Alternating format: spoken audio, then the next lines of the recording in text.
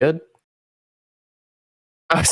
Hello, everybody, and welcome to the Amateur Arena presented by AOE. My name is Hawk here on the Analyst Desk, and joining me are two of the greatest minds in Amateur League of Legends. It is Pukar and Elijah bringing you this scouting grounds action, looking for these amateur players, some of the top names and, just absolute talents around, looking to make a name for themselves here in the scene, looking for those academy spots. Pukar and Elijah, how are you all doing? Doing great today. Really excited to see some high quality amateur in-houses. Yeah, I'm doing great as well. Awesome. Yeah, glad to hear it. And I mean, I feel like just before we get all into this, we want to go down and look at what these rosters are going to be and who is going to be playing up against each other on the Rift today. So on the blue side, in game number 1, it will be Srtty in the top lane, LeenK in the jungle, DarkWings in mid, Sketchdreams in ADC, Winter in support. Up against them on the red side will be Dinka up top, Vakin in the jungle, Fire holding it down in the mid lane, and Shorthop and Zyko down on the bottom side. So, Pukar and Elijah, I know that you guys have both coached quite a few of these players in your journey through Proving Grounds this year. Do you have anything to say about maybe the skills of some of these players, what you can expect in these games? Yeah, I mean, I think I've had direct contact with about half of these players, and the other ones, very familiar with throughout the years. I've been in this for a while, so these guys are like super aggressive players. Basically, all of these guys are like trying to skill check each other in lane and play for outplays and stuff. And it's going to be exciting to see what they can do to each other in this show match. Yeah, well, I personally have not worked directly with any of these players, actually. I've been following Proving Grounds very closely. I'm really excited to see what's going on, especially on the top side of the map this time.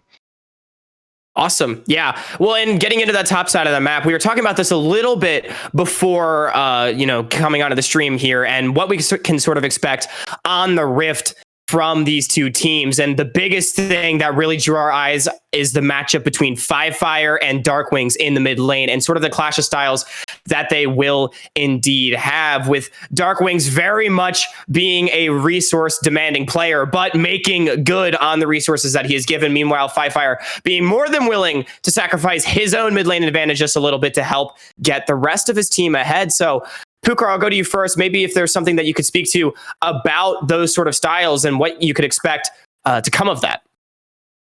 Yeah, basically, I've obviously worked with DarkWings, and he's just a player that you kind of play around. It's like basically optimal for your team if you play around him, protect him, make sure he gets a lead, because once he gets a lead, he kind of runs around the map and kind of does his own thing and carries the whole game. In combination with LeenK, it's like there's a perfect style of flexible players that have not only flexible play styles in terms of what champions they can play, but flexible in terms of like damage as well. As LeenK plays a lot of the AP style junglers, and then DarkWings can also play a lot of the AD style as well as the control mages that are popular. Yeah, awesome. And I feel like now looking towards LeenK and Vakin, excuse me, Elijah, maybe you can speak to this jungle matchup a little bit. What are you sort of expecting out of them to help enable sort of DarkWings' carry potential, or shutting down LeenK and DarkWings if you're Vakin and Fire to try to get your team ahead? Well, yeah, actually something that Pukar just touched on actually was the prevalence of AP junglers. I think that actually is going to mean a lot more than it normally does. In this meta, given the fact that there's a lot of AD mid laners coming out, a lot of AD mid top, and then AP junglers coming in, I feel is going to be something that's really, really important for this matchup. I'm interested in seeing what Fire brings out. We haven't seen him play amateur or competitive really for the entirety of the last PG split, so I'm hoping to see a return to form of the Fire we saw last round of PG. Yeah, I mean, I'm sure we all are, definitely, and he was on the team that ended up winning Proving Grounds 2021 spring. So we know that Fire is more than capable of, running with the best of them. So definitely will be exciting to see him up against some of the newer blood, as it were, or people that have been playing more recently in the summer Proving Grounds. And I love that you bring up the interesting point of 80 tops and mids with AP junglers, because I think another thing that's really been cropping up on the most recent couple of patches is the prevalence of the likes of Qiyana, Talon jungles, sort of these AD assassin junglers. So maybe you have any sort of insight onto what that could look like and what kind of champions synergize well with those, because that's not something we've really seen recently in the competitive meta. Yeah, the actual interesting part of this is I'm not sure that LeenK or Vakin play Qiyana, but the player that I do know plays Qiyana is DarkWings. He spammed his champion last year, and he can still play it whenever he wants to. So in this matchup, I would be interesting to see if they can kind of flex that champion around to see if it can create some draft advantages for the blue team. Yeah, that would definitely be awesome. Qiyana mid, of course, still not something to be slept on, especially in the hands of a player like DarkWings. It is a little bit more of a roaming champion, but I mean, we all know what an AD assassin can do when it gets ahead. And I'm really excited to see, as you mentioned, what draft advantages they might be able to get off of that one, because I do have to expect that Qiyana jungle will at least be in the back of these players' minds in this series, even if it's not Vakin or LeenK's specialty necessarily, because it has been so strong on the current patch. And as game one draft does appear to be getting underway in just the next couple minutes, Elijah, do you have any other picks to watch that you might be looking at for this series? Well, I think you really touched on the big ones. Big ones being Qiyana, Zed, Talon, right? Not only the fact that they're showing up a lot in both mid and jungle, Talon a little bit in top lane as well, but also the fact that they're showing up with Core Drinker, right? So you're actually not only seeing assassins that are just out running around popping people, but they're actually a lot tankier and sturdier than they're used to. So it's actually something you can just outright blind pick a lot of these and just see if you can just kind of flex around, assuming that that mid laner's top lane is going to actually play them, right? Right. Yeah, definitely. And I mean, I love that you bring that up to the Gore Drinker build. Makes them so much harder to kill. And then they go Youmu's typically second item, or even first if they get far ahead, want the lethality. And those two items together, we've seen how gold efficient they can be. If you've been watching any sort of professional solo queue, maybe been tracking the pros for Worlds, right? A lot of people are going that sort of two item, Gore Drinker Youmu's, roam around the map and never die while doing a lot of damage. And it can become such a problem, and I'd have to expect that to be meta defining coming up. So definitely in the jungle, looking for those three picks to potentially be relevant. But of course, Pukar also touched on AD mids and tops with the AP junglers. But maybe if we can look down to the bot side just for a second. We spent a lot of time talking about mid jungle and how that's going to influence sort of that top side triangle of the map. But we've got Shorthop and Zyko up against Winter and Sketchdreams. And of course, all four of these guys made incredible runs at Proving Grounds 2021 summer, going pretty deep, of course, really making waves for themselves in that scene. So what are you expecting, Pukar, perhaps out of these two bot lanes? Maybe an edge somewhere, maybe a spicy pick or two? So the bot lanes matchup, pretty interesting thematically, as Winter's like basically the most adaptable laner, I think, an amateur. He can play pretty selfishly if he wants to, or he can find like really interesting reset timers to go influence like top lane or mid lane in this case. And Sketchdreams and Shorthop are like they have like interesting champion pools where Sketchdreams is more prone to pick like the Vayne, the Ziggs, and kind of, I don't want to say aggressive champions, but sort of the dueling champions, the fighting champions. While Shorthop, his champion pool has mostly been like Varus, Misfortune, Caitlyn, Ashe, more of the long range control style. Sort of get the small advantages of the lane, get pushed for your jungler, play to unlock your support. And seeing these styles match up against each other will be interesting, like to see which support can really impact the rest of the map or their lane, depending on which one they pick to do. Right. Of course, that'll end up being such a big part of the game, too. If it is going to be such a mid lane focus as we've laid it out to be between DarkWings and Fire and the junglers as well, whichever support is able to get activated and influence that could just be the difference maker in the game. I do just want to take a quick moment to say that draft flow is being a little bit buggy for us right now. So we're hoping to get underway with draft very soon, but that is why we haven't been able to yet. So just keep on sticking with us, but it's okay because we've got plenty to talk about here on the analyst desk, because again, 10 super exciting amateur players here to prove themselves now on the AoE stream for Academy coaches as well. So this could be a really big deal for all 10 of these players, and all 10 of them have proven that they are absolutely incredible. As we are switching over now to Pro Draft, we've got everything working. Draft is now underway. It is a Lee Sin and looking like a Mumu going to be the first 2 bans. And Pukar and Elijah, I'll just let you guys take it away. What are you sort of expecting from at least the first half of bans? Well, it looks like right now they're just kind of focusing on things that are fairly blindable. You have a Mumu, pretty much you can click into about anything. Lee Sin, junglers love right now. Ashkan, flexible mid and top, very abusive. Doesn't team fight well, but tends to be very, very, very aggressive in lane. We'll see how they play out the rest of this one. Right. Yeah, definitely wanting to take away strong blinds. I mean, Amumu has pretty much been, I feel like, deemed the strongest support on 11-19. Irelia also being taken away. Super strong in either mid or top. Also flexible, very aggressive pick. And we've seen what DarkWings is able to do on that in Proving Grounds. LeBlanc, another aggressive, relatively blindable mid laner that plays aggressively. It seems like getting rid of blindable aggression is the name of the game. Yeah.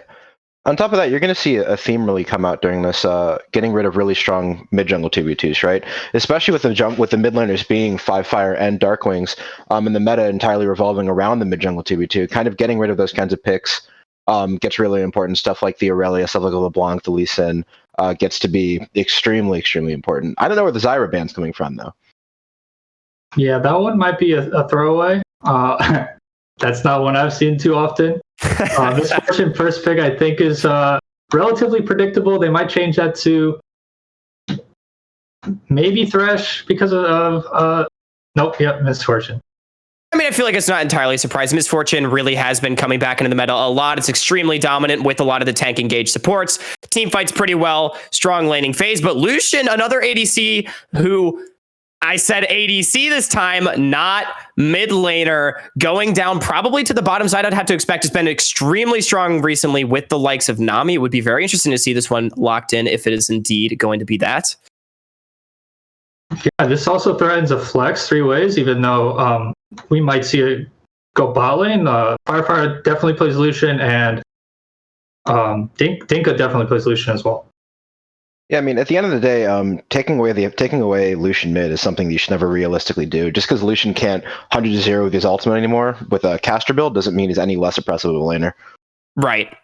Yeah, absolutely. Definitely does have that flex presence. And I did just get word that the Zyra ban is, I guess, some dark technology that Sketchdreams, or excuse me, Sketchdreams had gotten some information on, or I should say, told us about that Winters has been working on maybe a little bit of Zyra, and that might have been potentially a respect ban. Definitely not the most meta ban for sure, but that's where it's coming from. Target ban towards Winters. Either way, Karthus likely being locked in here for LeenK. Tryndamere mid also having been something extremely prevalent coming in to the last couple patches. Could maybe be top, but I would imagine this is a mid lane Tryndamere. So there are two things, both those picks I'm actually extremely excited about. Something that I personally been talking about with people, and I think that actually has always been a pretty good answer to Xin Zhao, has just been Karthus jungle with exhaust. I think that if you're going to go Karthus, it opens up your ability to go pretty much AD or everywhere else across the map. I thought it was a fine enough matchup, even while Xin Zhao is pretty much pick ban. And then obviously Tryndamere mid, which is something we honestly forgot to talk about on the desk earlier. You literally can't force it out of the lane. It gets so much priority. It gets so much similar to almost Lee Sin back before nerfs. Just insta clears waves. You can't force it out of lane. It sustains through just about everything. The pick is quite frankly disgusting. So now that you're put in the situation where this Tryndamere mid has been locked in, and it seems like Fireside has decided to go for the Leona for Zyko, not opting to counterpick mid, it does potentially preserve the Lucian flex. But what are you looking towards to actually beat, or maybe not beat, but survive against this Tryndamere and look to open up a win condition elsewhere?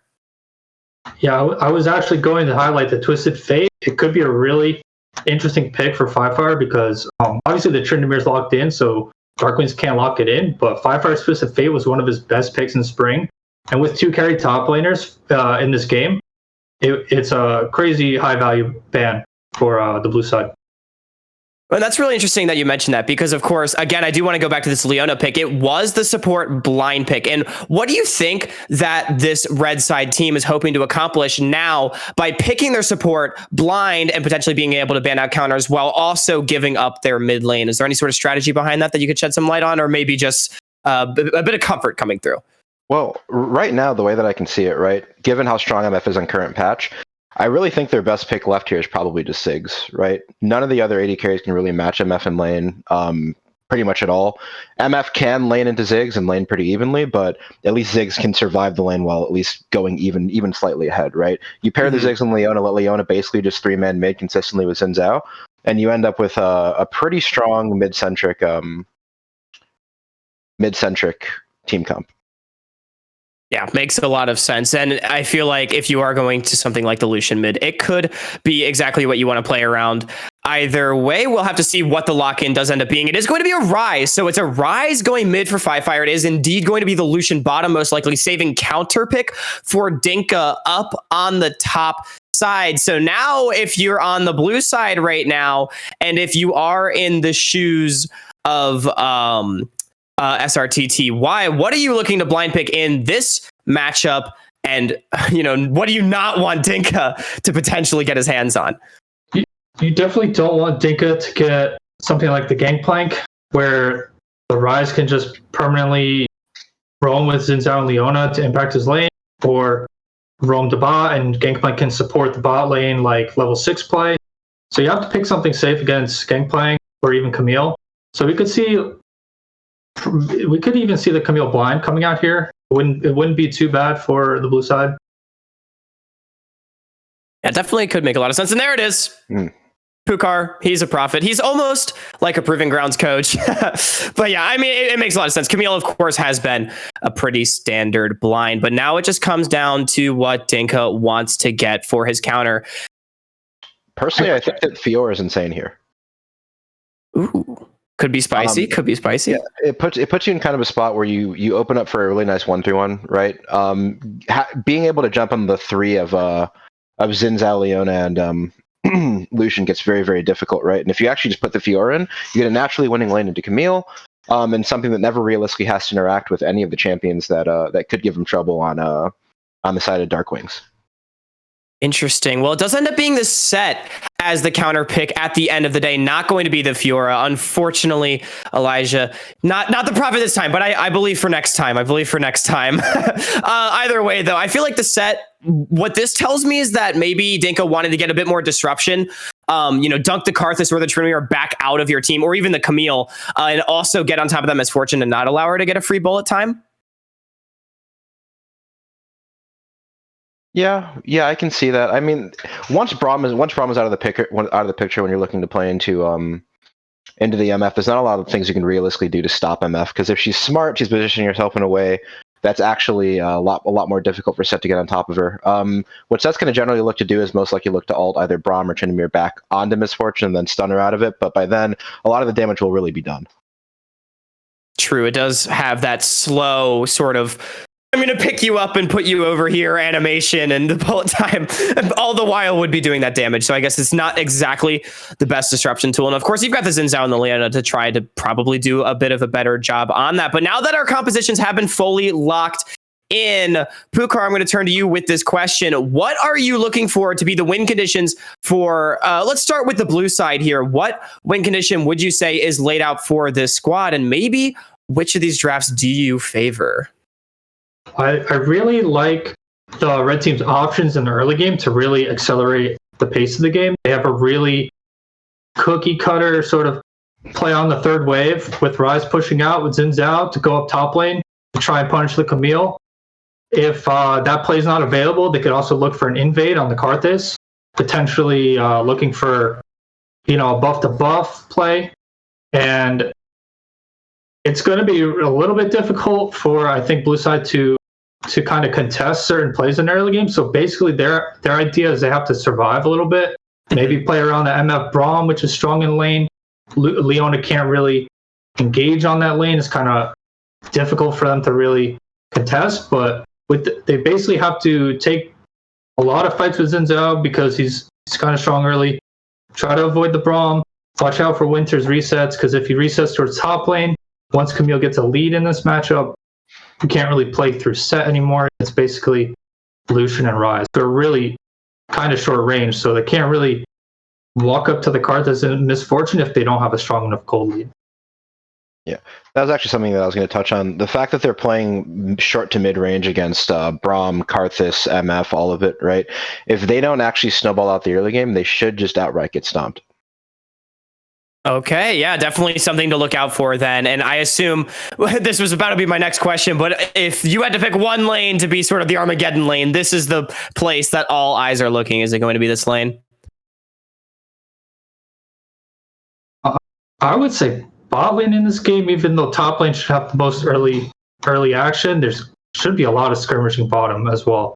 Mid lane should be relatively uninteractive based on how I believe this lane goes. I think they both just kind of take their turns with some priority and then try to use that as best they can to go on either side lane. We could see a lot of cross mapping in this early game and in the mid game, and we'll see who prioritizes Herald and who can get the Herald, because if the Herald can really unlock the game for red team, and if blue team can get a fight at Herald with their tools, then they might be able to swing the game on that. Yeah, I would definitely say. Oh, sorry about that. I would definitely say mid lane, just mainly due to the fact that not necessarily what they're doing in lane, rather what they're going to be doing with their time out of lane, right? If Fire can't get things done in the side lanes in this early to mid game, then, like I said, things get very, very difficult to play out without real ability to side lane, right? Right. Makes a lot of sense. All right. Well, it's all on Fire to make these plays in the early game and for red side to get a big gold lead. If they're able to transition, it might be looking a little difficult for blue side, but in these later stages of the game, the short range composition could bite them in the backside. We're going to go to a quick break and toss it over to the casters afterwards. We'll see you in game.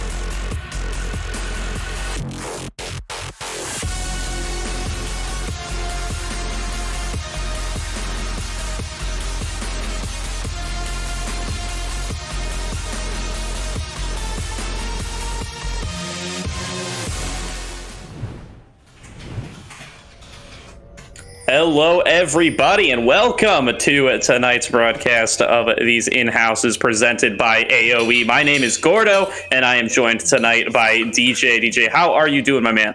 Dude, I'm doing great, Gordo. I'm so excited for tonight. I've been looking forward to this for a couple weeks now since the announcement. You know, it is my first full year casting the scene for amateur, but this is the kind of stuff I was like, what's the offseason look like? You know, I know the players have to keep going, and now we have this great arena with which to present all of these incredible players as they are starting to look towards the 2022 season. And we all know here in NA, you know, Core JJ being popular last year. In-house is such a big deal now. I am thrilled to watch more incredible action for all these great players. Yeah, for certain. And if Core JJ was the name to watch for, you know, the professional LCS level in-houses, then Fire's got to be the name to watch for these amateur in-houses. This man has been dominant in the amateur scene for as long as anyone can remember. Certainly got a couple of titles to his name there. And as I've tweeted out many times, how many events does Fire have to win until we start letting him play in harder events? And, you know, that question might get answered a little bit over the course of these in-houses, as we can see DarkWings immediately going a little bit aggressively here up against him, going to proc that lethal tempo, going to get the auto attacks off, going to force him back, but the health trade seems to be pretty even, all things considered. Yep, there is that oppressive Tryndamere mid, Gordo, just as we heard from Elijah, just sustains up in the lane. It doesn't even matter to DarkWings what that trade really was, because he just gets that free sustain on his Q. Beautiful stuff to start aggressing that Proving Grounds champion from the spring and trying to establish dominance in the mid lane. Now, we're certain of the bot laners going back and forth as well. The analyst has called out that everybody was going to be looking to outskill each other, outplay in lane here. We can see Winter, Sketchdreams, Shorthop, and Zyko all going at it pretty early on here. Everybody down to about half HP. Everybody chugging potions to try to get back into it. But it is Sketchdreams and Winter who come out on top earlier on. They have control over the wave. They've hit level 2 first, and they're going to look to crash here. I'm going to shove on in. Same could be said for Fires. He ticked level 2 before DarkWings with the range advantage up top.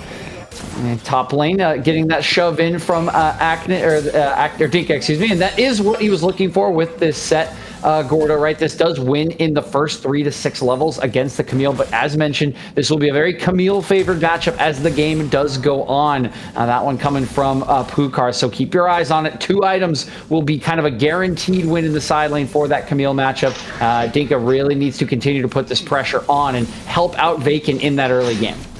Yeah, and also as expected, you know, you can see some of the difficulties that this Tryndamere is encountering in the early levels. You really want to get some of your itemization on this mid lane Tryndamere, as well as that level 6 to get that Undying Rage before you can really contest with some of these ranged mages like the Rise. And you can see the effects on DarkWings right here, right now. He's down about 10 CS already. Has had a lot of difficulty getting to the minions in these first couple of waves. And that's going to allow Fire to take an early recall here. He's going to finish his tier. He's going to get another Sapphire Crystal, and he's going to come back to lane with the teleport even stronger, ready to bully DarkWings even more.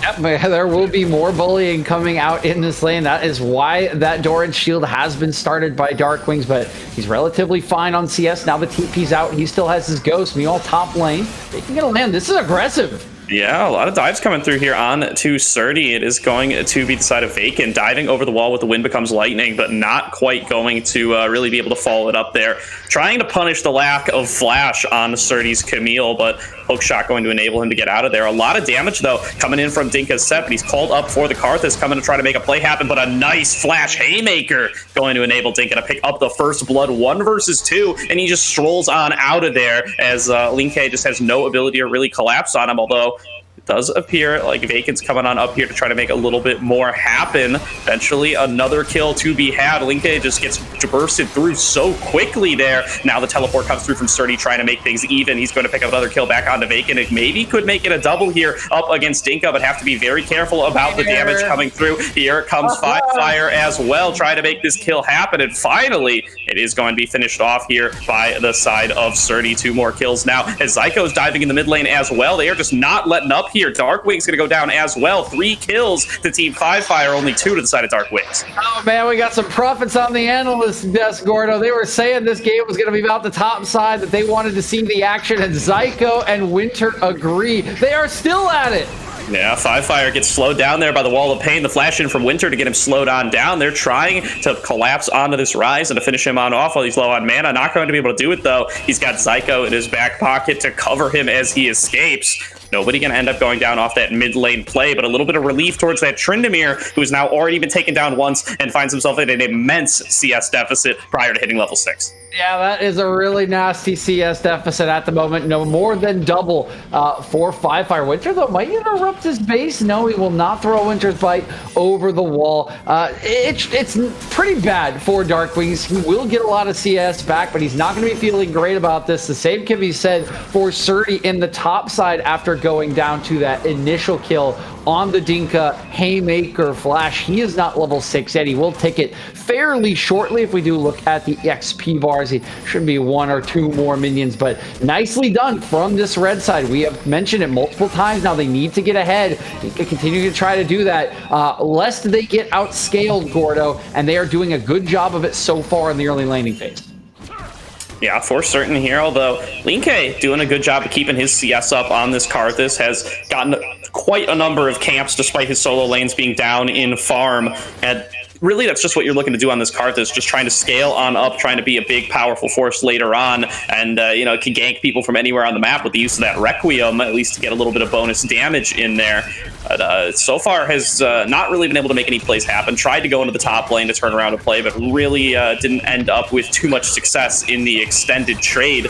Still is going to be feeling pretty good there. Zyko going in a little bit aggressively, takes a lot of damage from the double up, but 5fire's here for the collapse, uses the Realm Warp. Here comes Requiem to turn some damage back around, though. 5fire might have taken more than he bargained for. Winter going to go on down, but Sketchdreams going to be able to finish off that kill. Now he's a 1v2. He finishes up with a double up onto Zyko, but finally it is going to be Shorthop finishing off that kill, making it a 2 for 2. 5fire! Or he's dead. No, it's good. Oh, he's dead. Oh, the poultry shout does not reveal him, but doesn't really take too long for him to go in, spin on through, finish off that kill. It is going to be a 3 for 2 at the end of the day. More kills going over to DarkWings' team there, and the first kill of the game for DarkWings is Tryndamere. Yep, it is super exciting. Down in the bottom lane, first it's 5fire using the Realm Warp at level 6 to join, but give a ton of credit to Sketchdreams and Winter. They played that so incredibly well. Winter applying the Winter's Bite to multiple members. Sketchdreams not even level 6, able to get 2 kills before going down on the roam, and then there's the effective range of the Ghost for DarkWings. He comes in, he finds a lone Lucian backing in a bush to clean it up. Nicely turned around from this bot lane duo of Sketchdreams and Winter. Yeah, now it's going to be Srtty actually coming out to make some action happen in the mid lane. Everybody's here to pay a visit to 5fire. They're going to be able to pick up that kill with ease. 4 members getting their names on that kill as the lead going to go back over to the side of DarkWings there. They've got a little bit of a gold lead in their favor. They got the kill count in their favor, and they're going to look to claim themselves a Rift Herald as well. This is just a beautiful timer from the blue side in general. I mean, look at where the wave is in top. Dinka is trying to hold it to punish the CS of Srtty, but the damage has been done. That wave was pushing out. He's really not going to lose that much, and he makes the critical play in that mid lane. He breaks up the mid jungle duo, and he guarantees that critical first Rift Herald that LeenK will pick up. They can use that wherever they want to accelerate their own game. Again, in a game where they have the Karthus, they have the scaling, they have the range advantage. This is a huge shutdown on what the red side wanted to do, and it all comes in a very clever timing window for Srtty. For certain. And yeah, Srtty has really gotten himself to the place that he wants to be here. He's down plenty of CS, as you're going to be, up against this difficult set matchup where the counter pick was given over to Dinka, but he's made it happen around the map, gotten himself 3 kills to his name to make up that gold difference, and is now looking pretty good as he's going to start scaling into the mid lane on this Camille, or mid game rather. Yeah, certainly that mid game going to be feeling great for these blue side members who have fought back very well after the early lane did not really go their way. There were some nice plays coming from all the members of blue side. Speaking of which, 5fire gonna run into DarkWings. Yeah, mid laners going to pay a visit to each other in the river here. DarkWings going to realize he's probably not quite prepared to take that fight. He's going to spin on out of there, make sure that 5fire is not going to be in range anymore. But they're going to continue laning against each other in this bottom lane. The swaps have come on through bot lane into mid lane here to try to threaten those early turrets. Now, 5fire, though, looking to kind of play between the two of them. He's still got the Realm Warp. He's got the Teleport. He can try to turn around a play and create a numbers advantage for his side if he can catch somebody sleeping and kind of disappear out of vision for long enough. And he does have the push. I'm sure that is the communication at the moment. Really not an answerable play as that TP still coming up for Srtty in the top side. And while the Ghost will answer eventually, it's just not the same speed as the Realm Warp. And 5fire, he is dishing it out to DarkWings right now. DarkWings will heal up, but this will give a timer to 5fire. Ooh, not quite landing that last overload there, but still, as you said, tons of damage onto DarkWings. He can stay alive with the ultimate, but when on low HP, ulti or no, it's really going to affect the amount of pressure he can exert around the map. Is the ulti only lasts a few seconds, as we all know, and if you're going to have to blow that early on, there's not really a lot of plays to be made afterwards. As you can see, 5fire maybe even going in for the dive here, but actually takes an extra turret shot. DarkWings turns it around on him and just picks up the solo kill. 5fire picking up a little bit more than he bargained for there, and DarkWings gonna pick it up in the 1 versus 1. Oh, what is this champion? What is this mid laner? Hold on, top side. Now it's going to be Dinka in the 1 versus 1 up against Srtty. A beautiful Hextech ultimatum to dodge away from that Haymaker is going to enable Srtty to pick that kill up. Maybe didn't even need Winter for the backup, but he gets it nonetheless. And that's going to be a lot of threat onto this top lane turret. They've summoned the Rift Herald. They're already ripping through the first couple of plates. This is going to be tons of gold into Srtty's pocket. Yeah, this is a huge snowball and another great play on another great timer from blue side. This time it's Winter who has, okay, well, Sketchdreams. All right, the 1 versus 1. Sketchdreams gonna get flashed on, gonna get taken down, gonna get shut down by Shorthop. 1 versus 1 in the middle lane. That Illusion still has plenty of that laning prowess. Elijah called it out earlier. You know, you don't need to one-shot people with ultimate if you can just flash under tower, piercing, light them, and finish them off that way. Yeah, it works out beautifully. There's chaos erupts all over the map. It's a good topside play from blue side, answered beautifully with the solo kill from Shorthop. Now 5fire is going to be in trouble there. It's a TP behind him. Yeah, maybe going to find himself collapsed on here, trying to get a little bit of distance away. Doesn't have the TP, does not have the Realm Warp, does have the Flash, heading right for this Blast Cone. Should be able to get over there pretty soon. Is going to use it, jumps over into the Dragon Pit, and that should be the escape. Nicely played by 5fire there. You see, the second he notices that he's getting collapsed on, he heads straight for the Blast Cone. He knows that's his best chance of escape. Yeah, that was super clever from 5fire, holding on, getting the positioning right, even against the 3 members of AoE. The Blast Cone is his extra little flash there to get him over the wall, and he stays alive. Now he's set up a plan of DarkWings. Yeah, here comes Dinka for the backup. They're trying to collapse onto this Tryndamere, but ulti's still available, Flash still available. It's going to be really tough to actually pick up a kill here, but they just want to force DarkWings out of the play. He's going to be very low here. He's going to flash away, going to expend the ultimate, so they claim all those resources. DarkWings is going to be able to recall, get himself some gold at the very least.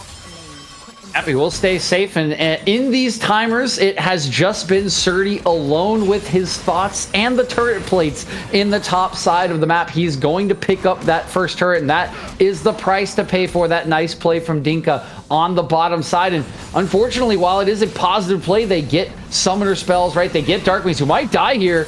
Yeah, 5fire knows that the Undying Rage is down, wants to go in for the dive here. A lot of damage being taken up by DarkWings, but he has managed to stay alive. Here he goes. He picks it up as the Realm Warp triggers. That's going to be a solo kill for 5fire. He claims one right back for earlier, and now Srtty actually ends up missing the hook shot. Gets pulled back on in with the showstopper by the side of Dinka. Dinka going for this 1 versus 1 here, but got to be very careful. Srtty does have the Divine Sunder. A nice dodge once again, but it's not going to be enough as Dinka going to finish off that kill. Now Winter trying to chase him on down, has Sketchdreams there to get the of gold at the end of the day. Sketchdreams will pick that one up, but some fancy plays from both top laners. Absolutely fancy stuff from multiple members of Red Side. First, it's Fire with one of the best timers on a Realm Warp I have ever seen. Gets the last auto in before sliding out for the kill into DarkWings. Then it's Dinka outplaying Srtty in that top side after dodging out on the hookshot. Yes, he gets punished because his team is in bottom side, but he is defending a turret. He does his job admirably and keeps this game very, very even. That snowball has been largely removed now from blue side, and while they do still have the scaling advantage, Gordo, it's not going to be as quick. They've really reset this gold. It's now just 500 at the 14.5-minute mark. We have a very close game on our hands. We certainly do. There's still the scaling consideration to be considered, of course, but as far as the current gold numbers go, this game is a neck and neck. The two dragons going over to the side of Team Darkwing, or Team Fire rather, should do quite a bit to offset the minuscule gold lead that's been accomplished by the side of Team Darkwings. That's going to make it really close coming into these fights, as that is going to be the Rift Herald going on down. That's going to be picked up by LeenK, but he's likely going to go down here, but still has the depth to fight. Keep on dishing out the damage. Now it's going to be Srtty and Winter just carrying through the damage on this fight while everybody's still stuck in the defile. This is a huge fight win for the side of the blue side, and that is going to be multiple kills going over to the side of Srtty. Meanwhile, DarkWings just picks up another kill in the mid lane on his own. He is huge. Oh, it all goes wrong for Red Side as they fall around the Rift Herald, and DarkWings even picks up a little bit of revenge from his AoE main roster teammate after Shorthop did solo kill Sketchdreams earlier on, and it's a huge, huge play. 3 kills around the Rift Herald, the extra solo kill in mid. That will certainly help with the snowball that we were looking for, Gordos. Do think they should be able to walk out away from Fire here. It is, accelerates up to 2K. They'll get themselves back out on the map, and they still have that second Rift Herald to finish off the outer ring of turrets in that bottom lane. Yeah, that was very nicely played by Fire there. He snagged the side of Darkwings with that Everfrost, ended up chasing him quite a ways there. It was only Winter's Q that really ended up slowing him down enough to not let Fire really collapse all the way and end up picking up that kill. DarkWings did not have access to the ultimate, did not have access to the flash, did not have access to the ghost. Oh, really being the difference maker there. Winter has been all over the map this game and has really contributed a lot towards the successes that the blue side has seen. It's really, Braum's been in the enemy jungle, he's been in the top lane, he's been in the mid lane, he's been pretty much everywhere but next to Sketchdreams, and it's been paying off big time. Yeah, Winter's been absolutely everywhere, Gordo. From the beginning of the game, right? I mean, at 5 minutes, we saw him in the top lane making a play, and while Zyko did answer that one, it just feels like some of the clear speed from LeenK, some of the pressure from the rotations that Blue Side has made, has just given Winter the windows to make more of these roams, more of these plays, and really continue to establish his team's dominance around the map. They still have that Rift Herald. They have one outer turret to get if they want full control of that portion of the map with the Rift. They can even try to drop it in the mid lane to open that one up fully, but the world is really their oyster as they start to approach these 2 item spikes when they will really start to accelerate away from their counterparts. He certainly will here. Eyes going to be on Srtty once again. He's got the most kills on the team. He's got a huge pile of gold. He's got multiple items now and is on that super carry Camille. Want to see if he's going to go for some kind of dive play here. The Rift Herald going to be thrown down in the middle lane. They're trying to make this happen, but Zyko instead goes in for the engage, throws down the solar flare, but just going to get melted through by that bullet time. DarkWings ends up picking up that kill, and just like that, it's a 4v5 on the map. Vakin taking incredibly low. He's going to have to use that crescent slash to try to stay alive, but now here comes the Requiem to try to finish him off. LeenK gonna pick up that kill, and now the collapse coming through onto Dinka as well. It's all going wrong for the red side as they're gonna end up losing multiple members. Fire going to Realm Warp out just barely by the skin of his teeth, dodging out on the hook shot, but there's only 2 members left alive for the carries here. They're going to have to try to back away, or they can try to defend this turret. They're just gonna get dove. Sketchdreams gonna pick that one up with a double up. And now there is only 2 members left alive. Once again, Zyko is already respawned, but certainly does not want to try his luck again. Oh no, it's a TP out of your worst nightmares, Gordo. They go for the flank TP play, but blue side sniffs it out. They say, all right, we're just going to engage on you. Instead, they pile in. They use the Misfortune ultimate to dish out the damage. The bullet time leaves its mark, and Dinka is left stranded to have the blue side members clean him up. The only solace in this play for red side is that Baron is not up on the map because it's only 19 minutes, so they will not lose out on that game-ending buff. But this is almost exactly what Elijah was saying in the draft, right? If this red side does not get ahead and snowball this game, they will likely get stomped, was his prediction. 3.5K gold lead now. It's kind of looking like it's headed in that direction. Yeah, maybe 8 Dark Harvest stacks for LeenK for anybody keeping track at home. That's going to be a little bit of extra damage added onto these Karthus Requiems as they come across trying to execute onto members like Vakin, like that just happened in the last fight there. You can try to escape at really low HP totals, but LeenK will find you with that global ultimate, and so far has had pretty good success in picking up those kills. 2, 2, and 11 here.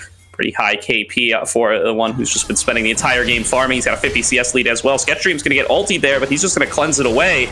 It's going to be a trade of ultimate for Summoner spell there, initiated by Zyko, but now he's not going to have access to that Solar Flare for any upcoming fights. Yeah, the Solar Flare will be back up relatively shortly, but fortunately for Sketchdreams, the timer on his flash just came back up, so he still has a defensive option as, oh no, 5-fire. Yeah, 5-fire getting caught out by Srtty there. Certainly not in a position to take that 1v1. He's going to get melted through pretty quick as Srtty picks up his 7th kill of the game and just keeps the split push going. He's hanging out in that bottom lane. He can threaten this outer turret, and nobody on the red side is really even going down to match him yet. They know that not going to have the best of luck going for a play like that, and they don't want to leave the Baron vulnerable either, which has already been started up by Winter. Yeah, here's that exact problem with the set pickup. Is this is a great stuff for Srtty because he's 2-item Camille. What can they do to him? The answer is not a whole lot at this point. With that Ravenous Hydra completed, you saw the true damage come through. You see how powerful he is, and he is just going to be able to create pressure in that side lane for as long as he wants while this Baron is threatened. No one can answer. We saw 5-fire certainly cannot. Dinka definitely cannot on 1.5 items. So there is a massive timer above the heads of the red side, and they are trying to make a play out of it, but again, they are just slowly getting bled out as this blue side team runs them around the map. Absolutely do here. Got themselves a nice little 5K gold lead, got themselves the 3rd dragon as they're starting to stack those up, but not expecting this game quite to go to Soul at this point, as there's a sizable lead here for the blue side. They should be in the position to close this one out sooner rather than later, especially given the champions they drafted for themselves as 5-fire. Going for a little 1v1 up against Srtty once again, going to flash forward, going to go in for the all-in, but now it's Srtty taking the fight here, does have access to the Hextech Ultimatum, going to throw it down. The 1v1 here is 5-fire, going to end up picking that one up with one more rotation of spells, going to realm warp away, but going to get picked up by the Requiem nonetheless. You can port wherever you want 5-fire, but it's still going to be LeenK hitting you from across the map. Oh, that's a big rip. He picks up his 2nd item, and he actually manages to outplay Srtty in the side lane, solo killing the 2-item Camille. But yes, there is nowhere to run from the Karthus Requiem. They are going to take this mid turret. The question is, at what cost? They're getting collapsed on. Trying to head for the hills here after picking up that outer turret. Little bit of gold back in the pocket for the 1-for-1 trade earlier on, getting a little bit of control over the Baron River as well as they pick up that Scuttle Crab. Doesn't look like any collapse really possible here from the blue side. They only really had DarkWings there. He has his Poultry Shout. That's pretty much all that's really going to be there. Not going to slow them down enough to really catch anybody out. Nope, and so they do get away with quite a bit, right? They get the solo kill in the side lane. They force down the mid lane tier 1 turret, a bastion of strength for your sort of shallow parts of your jungle where the raptors are, kind of where the blue buff are. You can see there's a vision ward right outside of the river on the left-hand side of the map, and there's vision control on the Baron, so it cannot be freely threatened. This was a very nice couple of minutes for the red side, coming through once again from that PG winner in 5-fire, making the play onto formerly EGP Srtty on that Camille. Yeah, I mean, if they're going to get back into the game on the red side, it's really going to have to go through 5-Fire here. But meanwhile, it is the dive coming through onto Shorthop. He's going to get melted through very quickly. Zyko looking to be the next one, but he just managed to barely escape with the extra tankiness from his Eclipse there. Now Vakin going in on the other side. It is going to be Dinka coming in for the flank and going in for that Showstopper. Going to be able to pick up the kill onto LeenK, but LeenK has Death Defied, is still dishing out the damage. Going to move it away from him to try to keep that fight going. And now Sketchdreams going to be able to finish off that kill on to Dinka. Now going into the stasis. Can his team bail him out? It looks like the answer is yes, as DarkWings dashing over the wall. Finally, though, 5-Fire are going to be able to finish off that kill onto Sketchdreams, but it's just too much damage from the Tryndamere. DarkWings spinning all across the fight, carrying it through for his team, and an ace completed for the blue team. Beautiful cleanup from the blue side. DarkWings comes in late, but the setup had already doomed that for red side. Unless 5-Fire could get a miraculous machine gun going from over the wall, it was never going to come off after Shorthop was killed so quickly. Winter and Srtty just decisive with their dash-ins, setting up the bullet time once again. That will net them their second Drake and once again control over the Baron area, but they still do not have the worm in their inventory just yet. That big objective still up for grabs. Yeah, just giving LeenK a little bit of time to respawn there, to farm up his camps once again, as he's still at a 50 CS lead there with everything still spawned up. Want to make sure that that Karthus can get as much gold as possible. Maybe even going to finish off that Zonia's, as he's going to finish off 2 camps and immediately go for another recall. Looks like the red side might take advantage of that timer, though. They don't know it for 100% certain, but they're realizing that they can just kind of push up into this top river, get a little bit of control for themselves, and wait for the blue side to come into them. They're trying to set up a trap. Far side ward going to go out. It's not going to catch them. Shorthop will play a little bit of bait in the mid lane. Vakin's just going to start it up. They're going to go for the play. They think the split's high enough. The TP's available, but I don't quite know just yet. It's already down to about half HP. They're suspicious, but will they get there in time? Yeah, blue team's going to really have to step on it here if they want to get to that purple worm in time. They're finally realizing that something's going down here as the Showstopper comes on across from Dinka. He's going to sacrifice himself so that his team can pick up this Baron, and has done so. Now the Requiem coming on across, but that shouldn't be able to finish off any other kills either. DarkWings trying to chase everybody across the entire map. Goes for the Mocking Shout, doesn't get any slows, but now here comes the collapse. The bullet time is beautiful. This is going to force Zyko to flash away, almost finish off Shorthop, zone him out of the fight entirely as they finish off 5-Fire. Now here comes the Hextech Ultimatum trying to dive through onto Vakin. He's going to fall down as well, as Srtty has the fight he's been looking for. Going to pick up the triple kill. We're going to turn it into a quadra. Not going to be available right now, but that's a big fight win for the blue team, and they're going to break through the base. Yeah, that is devastating for red side. They made the bold call. They knew time was against them. They get the Baron, but they lose their entire team in the process. A Shorthop will die on the steps of his fountain, and they will lose the very first game of AOE Arena in the offseason of 2021. Yeah, that's a banger of an inaugural game right there, DJ, is finally Team DarkWings going to be able to close that one out. We do have a whole set of 3 games for everybody tonight, but we are going to, of course, just be talking about game 1 right here and now. Very impressive performance there from the side of Team DarkWings. You know, it was close for a long time there, but eventually their superior scaling champions and all the gold they were able to funnel into the Srtty's Camille ended up paying off. Yeah, it certainly did, and I think they definitely understood how to shut down that early game sort of win conditions that were mentioned by our analyst desk for the red side, right? They've made an early rotation on a timer for that Rift Herald. That really broke down any sort of early game snowball. They played out their lanes effectively. They roamed around. Winter in particular was everywhere he needed to be, and once they got to the itemization that they needed, the gold count that they needed, they let Srtty run off, have his fun, take over the game with that split pressure, and finally found their play when red side was forced to make that sort of desperate attempt at the Baron. They clean them up, and they'll pick up game number 1 because of it. For sure. Great game there. Let's throw it over back to Hawk and the analyst desk to break down what we just witnessed. Thank you, Gordo. Man, what a game number 1. I mean, we said there was going to be some early fighting, and that is exactly what we got.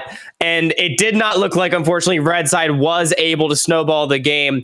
as you guys said, it needed to happen, and blue team just happened to come through massive. I mean, Srtty in the top side on this Camille, I think he finished 14-3 after getting counterpicked. Monster performance from everybody, honestly, on that team, but it seemed like he was the standout to me. Pukar and Elijah, what do you guys think about that one? Yeah, I really liked what Red Team was trying to do in this draft and basically their entire strategy, but unfortunately, I think they were a little bit disconnected, probably due to these players haven't played together before. Of course. They obviously know how to play the game at a certain level, but it feels like there was a little bit disconnect where both of their solo lanes were able to execute a really good 3-wave crash, but there wasn't really a follow-up play to that where they, went into vision or covered each other's lanes. I think Firefire got a nice reset to keep his lane lead, but I would like to see those players in those situations kind of allocate their advantages to other lanes so that they can keep the pressure up in this game. Because once they lost pressure a single time with some of Winter's roaming plays, they weren't able to ever come back in the game. They were always on the back foot. It's so interesting to me that you bring that up about how the teams weren't quite able to execute, Red Team in particular, on some of the potential opportunities that they might have had. And Elijah, I'll get to you in just a second, because I also want to sort of posit this sort of question maybe of, was sort of in more execution reliant early game composition maybe not the best thing to lock in, of course, in these in-houses where not all these players have played together? Or is that the kind of comp where you can maybe just pop off really hard and look to snowball the game against a less coordinated squad as well? I think it's an interesting maybe food for thought. But Elijah, if you have any thoughts about the game, I'd love to hear them. So similar to what Pukar mentioned, right? They did get the 3-wave pathing towards bot side, so they couldn't really make something happen off of that, right? The big downside is that this isn't really the kind of snowball comp where it's just all of your lanes do well and just shove it down the other team's throat, right? This is the kind of very, very, very execution heavy. And if you're not going to be used to each other, I guess you take them out of the PG circuit for a couple weeks and they just forget how to play the game a little bit. But if you're not going to be used to each other, then I'm sorry, but if you're not going to execute at that kind of level, then it's not really a comp that you can realistically run, right? Right. And I feel like it does make a lot of sense. There is this level of execution that's required from that sort of team, because it definitely was, we were talking about how we need Firefire to be roaming around, getting everybody ahead. And I think that's easier said than done when you don't necessarily trust the 4 guys you're standing next to on the Rift 110%. So it does make things a little bit more challenging. Of course, it was still a relatively strong showing. It wasn't an absolute stomp of a game. However, it did end up being somewhat one-sided. So maybe, Elijah, I'm actually interested to go back to you for this question of, what are you looking to change in game number 2 as the red team? And for the blue team, what went well that you need to preserve? Well, for the red team, I think the fact that there was a little bit of a disappointing performance from both Vakin and Zyko. Throughout pretty much the entirety of the time that Zyko was on AoE Esports is kind of a flip on which Zyko you're going to get on the day. If you're going to get a good player, someone that's a little bit more shaky, right? Unfortunately, we flipped tails this time. If we can flip heads next time, I feel like Firefire's bot lane is a lot easier every time to play the game. And unfortunately, if you try to play let's just clear our camps against Karthus, you will lose out on that, right? Right, makes a lot of sense. And Pukar, do you have anything to add on that? Yeah, I mean, I can see a lot of positives from both teams in this game. I liked how Zyko was able to match Winter's roam at around 5 minutes. He was able to dive DarkWings in mid. That advantage should have gotten them a little bit extra, but I'd like to see that aggressiveness coming out of the support role where they can just walk around, coordinate with their solo laners to create good advantages for them, and then keep it up. So I like that coming out of the supports, and then the solo laners on both sides. You kind of have to take what you get in those solo lane matchups for blue side, because those are matchups that they don't go your way the first 3 waves. They might not go your way until you hit level 6. You kind of just have to hope, okay, let me mitigate my losses, make sure they can't execute the play, maybe thin waves so they can't dive me as easily. And then kind of once you hit your power spikes, 1 item, 2 item, you go aggressive, you turn the switch on. And I like that blue team was able to do that in this game.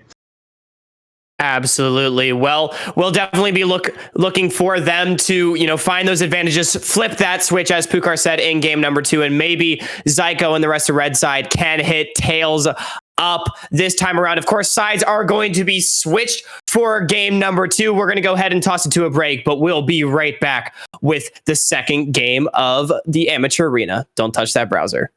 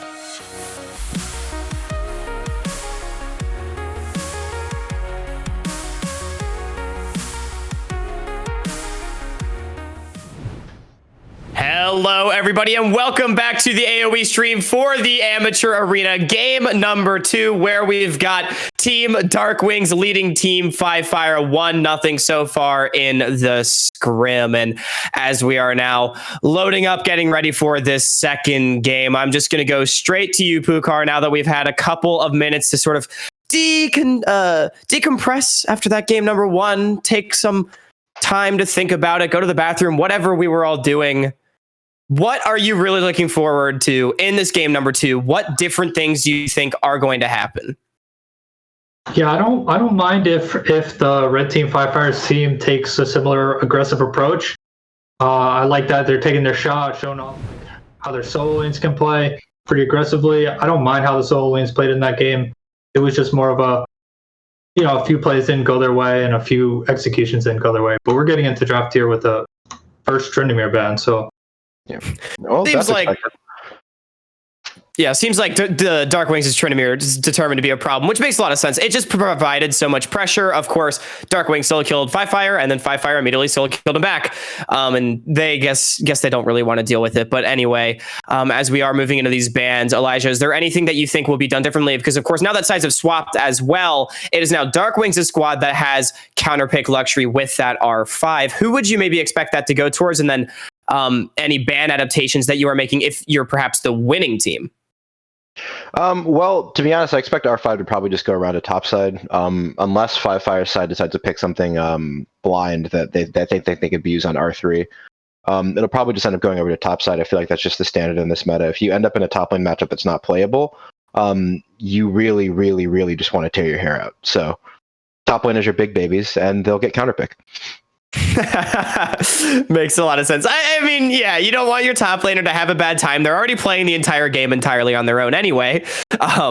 So it can definitely not be fun. But Karthus also being taken away from LeenK. I mean, we saw him do a lot of work as well. So it'll be a fresh mid jungle for LeenK and DarkWings this time around. The Amumu once again being banned out on the red side. So neither team seems to want to give that one up with the first pick. And also the set, interestingly, deemed a problem from that first game. Maybe not what I was expecting.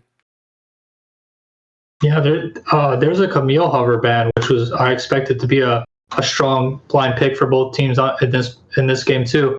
The next ones up are probably Twisted Fate, Rise, and the Misfortune, along with some of the supports that are allowed to be blind picked with the Mumu down. Yeah, I mean, I just want to call attention to the Kane ban hover. I feel like I have to shout out to everyone's favorite solo turd blaster. That's a Vakin hover, of course. Vakin's number 1 Kane in the server. Ooh, okay. A little bit of respect, real recognize real. Maybe we'll get to see him pull it out, but it is the Irelia getting locked in. Of course, this was banned in game number 1 by Team DarkWings, I do believe. So not wanting them to get their hands on it this time around, they immediately snap that one up. And then it's a Fiora in immediate response. Elijah, I know you were wanting to see this pick. I believe it was from the side of Dinka, as that R5 responds to the Camille. This time around, it will be going to the hands of Srtty, presumably as a counter to the Irelia. They're assuming that one goes top. Well, not necessarily, actually. DarkWings has played Fiora in competitive matches during the summer as a Irelia counterpick, so they can actually double flex this to follow it in both lanes. Sorry if you're going to say that, Elijah, but no, you coach the players, absolutely. Yeah, no, it's true. Yeah, wherever the Irelia goes, I expect the Fiora to fight. Pretty rough matchup, and Fiora gets any amount of ahead. Irelia is essentially just dead weight. Wow. Okay, that's exciting. I feel like as someone that's been following DarkWings pretty closely, I actually had not realized that he had pulled out the Fiora in mid, so that could be extremely exciting. I love this flexing that's already happening. Lee Sin, we're getting a nice early game jungler. Ziggs was another APC down there on the bot side that we did talk about potentially being flexed down with the Lucian maybe going mid for the side of 5fire squad. So we do get to see that one for Shorthop. It was a pretty staple pick for him in the summer, tier 2 tournaments, seeing a lot, especially in EGL. It was a pretty massive pick for Shorthop there. Sejuani also being locked in, most likely for LeenK there in the jungle. And now as we move into the second phase of bans, we've got 2 potential solo laners and then junglers and ADCs locked in for both teams. Personally, I really dislike the Sejuani pick coming out here. I feel like it's putting jungle in a spot where he can't really do too much in the 1v1, kind of relying on having melee solo laners to really do anything. And that kind of telegraphs a little bit what you might pick on 4-5 for either top lane or even support. But other than that, you have red side bans being fairly straightforward. You don't want to give them a good mid jungle 2v2. You ban out the LeBlanc and the TF. Those are things that 5 Fire are really good on. So makes sense on that end. Right, and definitely wanting to keep 5 Fire off of those really strong roaming champions. Of course, the Rise is still available. We saw him have a pretty strong performance on it last game, as I will get confirmation on what this final ban was. But, really just not wanting something like this Irelia to have the support that it needs, especially because you've already got the Lee Sin locked in as well, could potentially be a really scary dive squad if you're able to get something like that, as I have gotten confirmation that it was Jace that is the final ban from 5 Fire squad, as Leona gets locked in, and now it is up to the blue side to lock in their last 2 champions and round out the composition. Pukar, what are you looking at? I'm interested to see if blue side opts for another AP pick like the Kennen or maybe one of the mages that can go mid or top. In addition, I would expect a safe support pick. The Rel is pretty safe for them, and it looks like they're going for the Gnar hover. Ooh, Gnar hover, very interesting. I'm not sure of this matchup into a lot of things available. Of course, Camille is typically considered a pretty strong counter into the Gnar, at least later into the game as a split push threat, and has been taken away already as Kennen is coming back into the meta. Yeah, Kennen and Gnar is actually historically Kennen favored. Something where Kennen can really bully and almost even one-shot the Gnar, especially after the Q buffs. When you have a team comp that consists of now Kennen, MF, and Leona, you're basically just setting up for a perfect 4-1. Fiora should have permanent priority on whatever side lane she ends up going to. Should end up coming on flanks and just cleaning up whatever fight ends up happening. Right, well, we'll definitely have to keep an eye on the 4-1 there. I mean, it seems like DarkWings comp once again has kind of gotten exactly what they want. It does look like it will be the man himself, DarkWings, with the Fiora in the mid lane up against 5 Fire's Irelia. That is going to be a super spicy matchup, if you ask me. But all I see right now is winning solo lanes for the side of red team, with the Fiora into the Irelia being a favorite matchup, as we discussed earlier, the flex pick coming through, and then now the Kennen counter pick into the Gnar. So with that in mind, how will that influence this Sejuani Lee Sin jungle matchup? And maybe also, how will that influence the bottom side of the map? I'll turn to Pukar for this. Yeah, the Kennen R5 obviously is a direct lane counter, but the thing that makes me hesitant for this pick is having Sejuani and Leona along with the Kennen allows really good Merc Treads value on the Irelia, Lee Sin, and the Gnar. So they'll be able to itemize pretty smoothly into 2 to 3 items.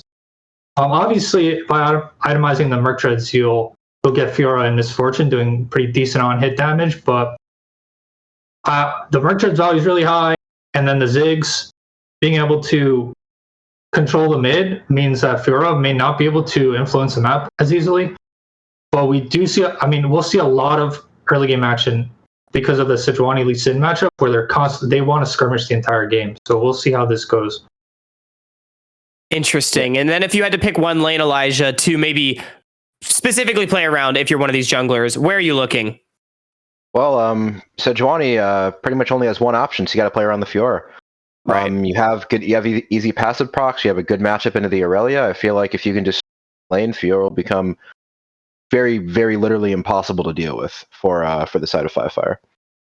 Mm-hmm. Well, definitely something to be keeping our eyes on as these 2 compositions. I feel like they've basically got their work cut out for them. It's a lot of team fighting for 5 Fire side and the perfect 4-1 for DarkWings. I'm going to send it to a quick break, but don't go anywhere, because as we do get underway with game number 2, it's going to be even more spicy League of Legends action here in the amateur arena. So make sure you don't go anywhere. We'll be back in just a couple minutes.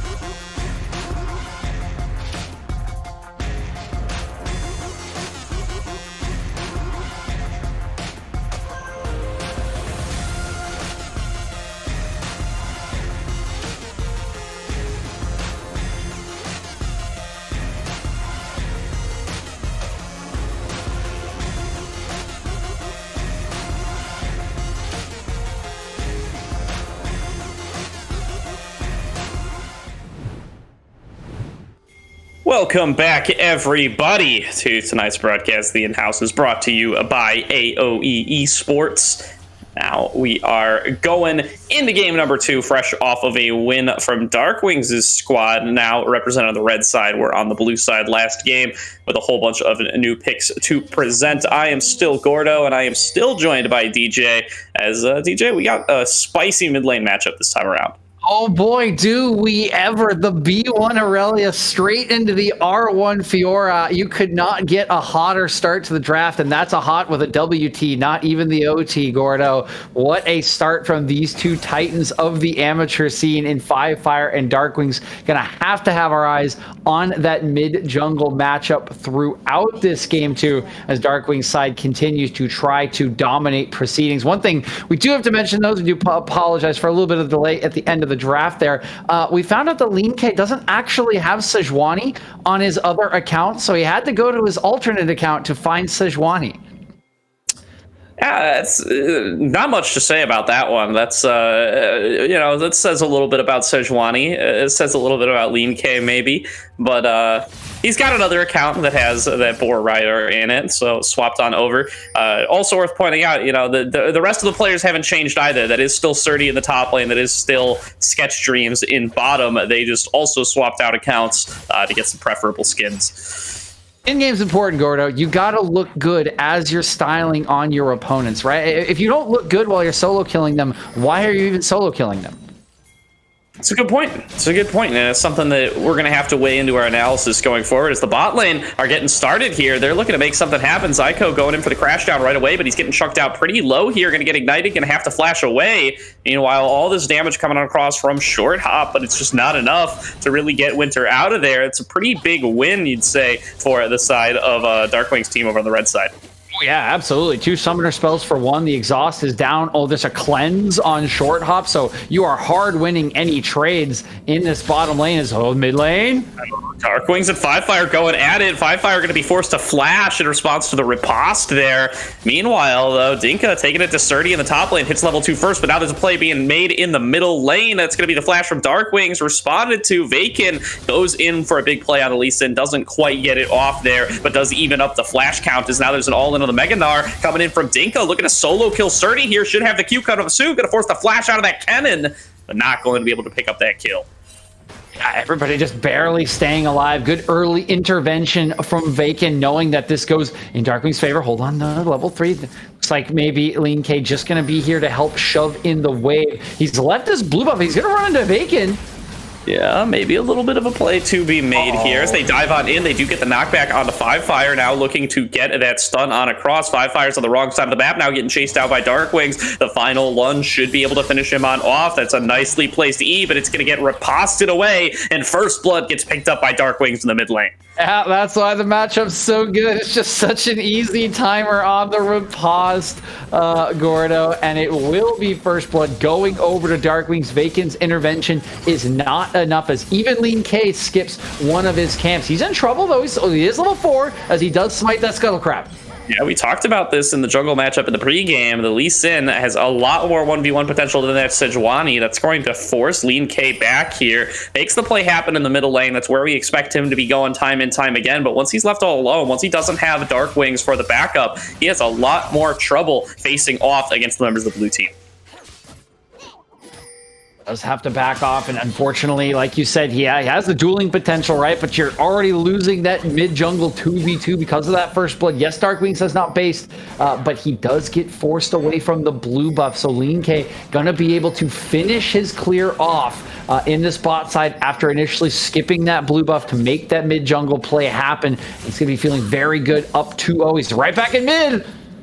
Yeah, Vakin coming in for the repeat gank. It is looking like it's going to be a 2v2. The flawless duet gets riposted away once again, but now Vakin is here for the turnaround, doing a bunch of damage over to the side of LeenK, going to finish him on off, and now DarkWings on the wrong side of the map, going to have to try to find a way to escape this. Goes for the 1v1 up against Five Fire, not quite able to get enough damage, though. Vakin now looking to chase this one down. Should just be 1 or 2 more auto attacks, trying to regen up with the passive, going for Five Fire, not going to be able to get it, as Vakin finishes off that kill. That's going to be a 2-4-0 in the middle lane, picked up for the blue team.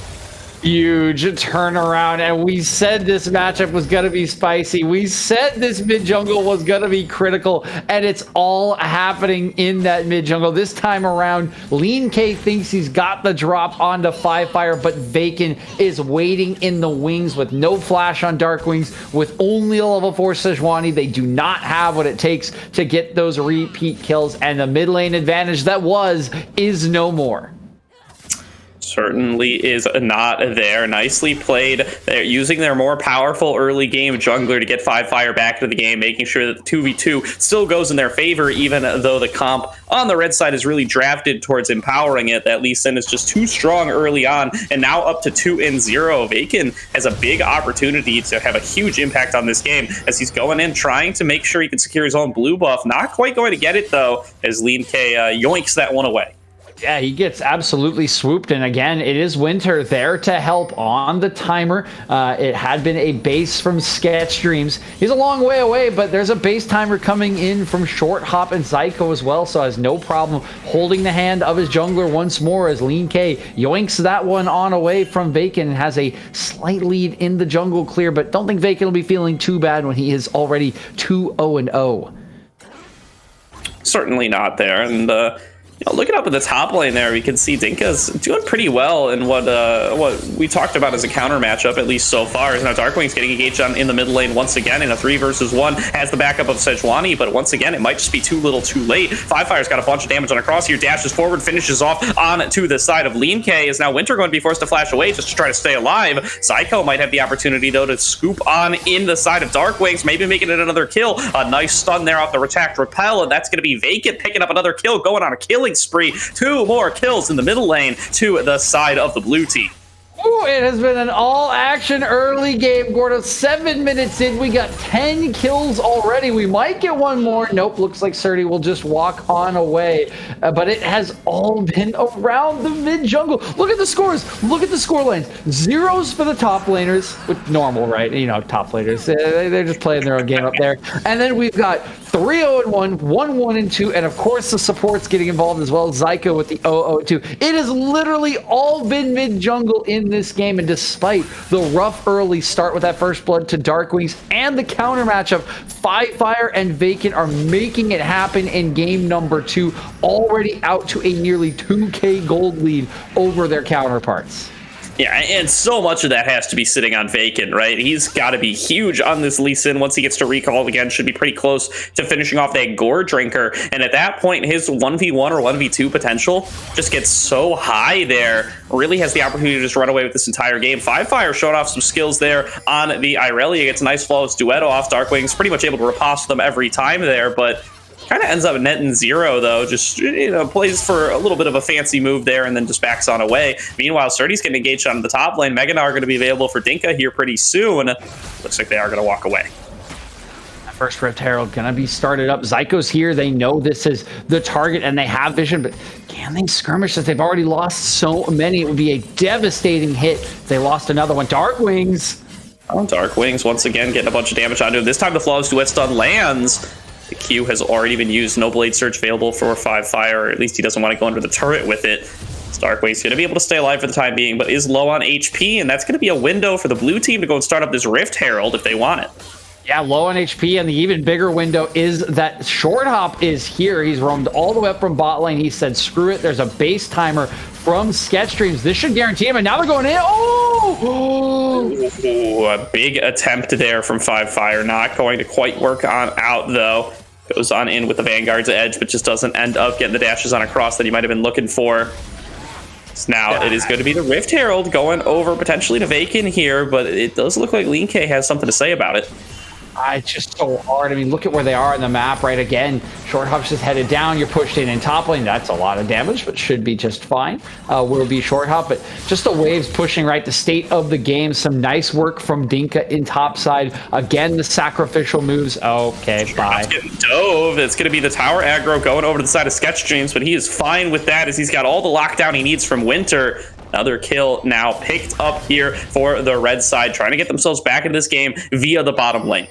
Yeah, and maybe I think punished here is Shorthop just for the little bit of overstay that was required to take that Rift Hill, right? Zyko, he stuck around there for so long to make sure that LeenK wasn't going to be able to slip in and get that objective, and it does allow the early recovery from Winter that sets up the dive through the misfortunes. So nice counterplay from blue side, but I think Red and Team 5fire will still be very happy with the early prize that they have gotten from their skirmishing in this mid-jungle. Now that Rift Herald can be used to further accelerate the gold and maybe even take a turret if they can get a kill beforehand.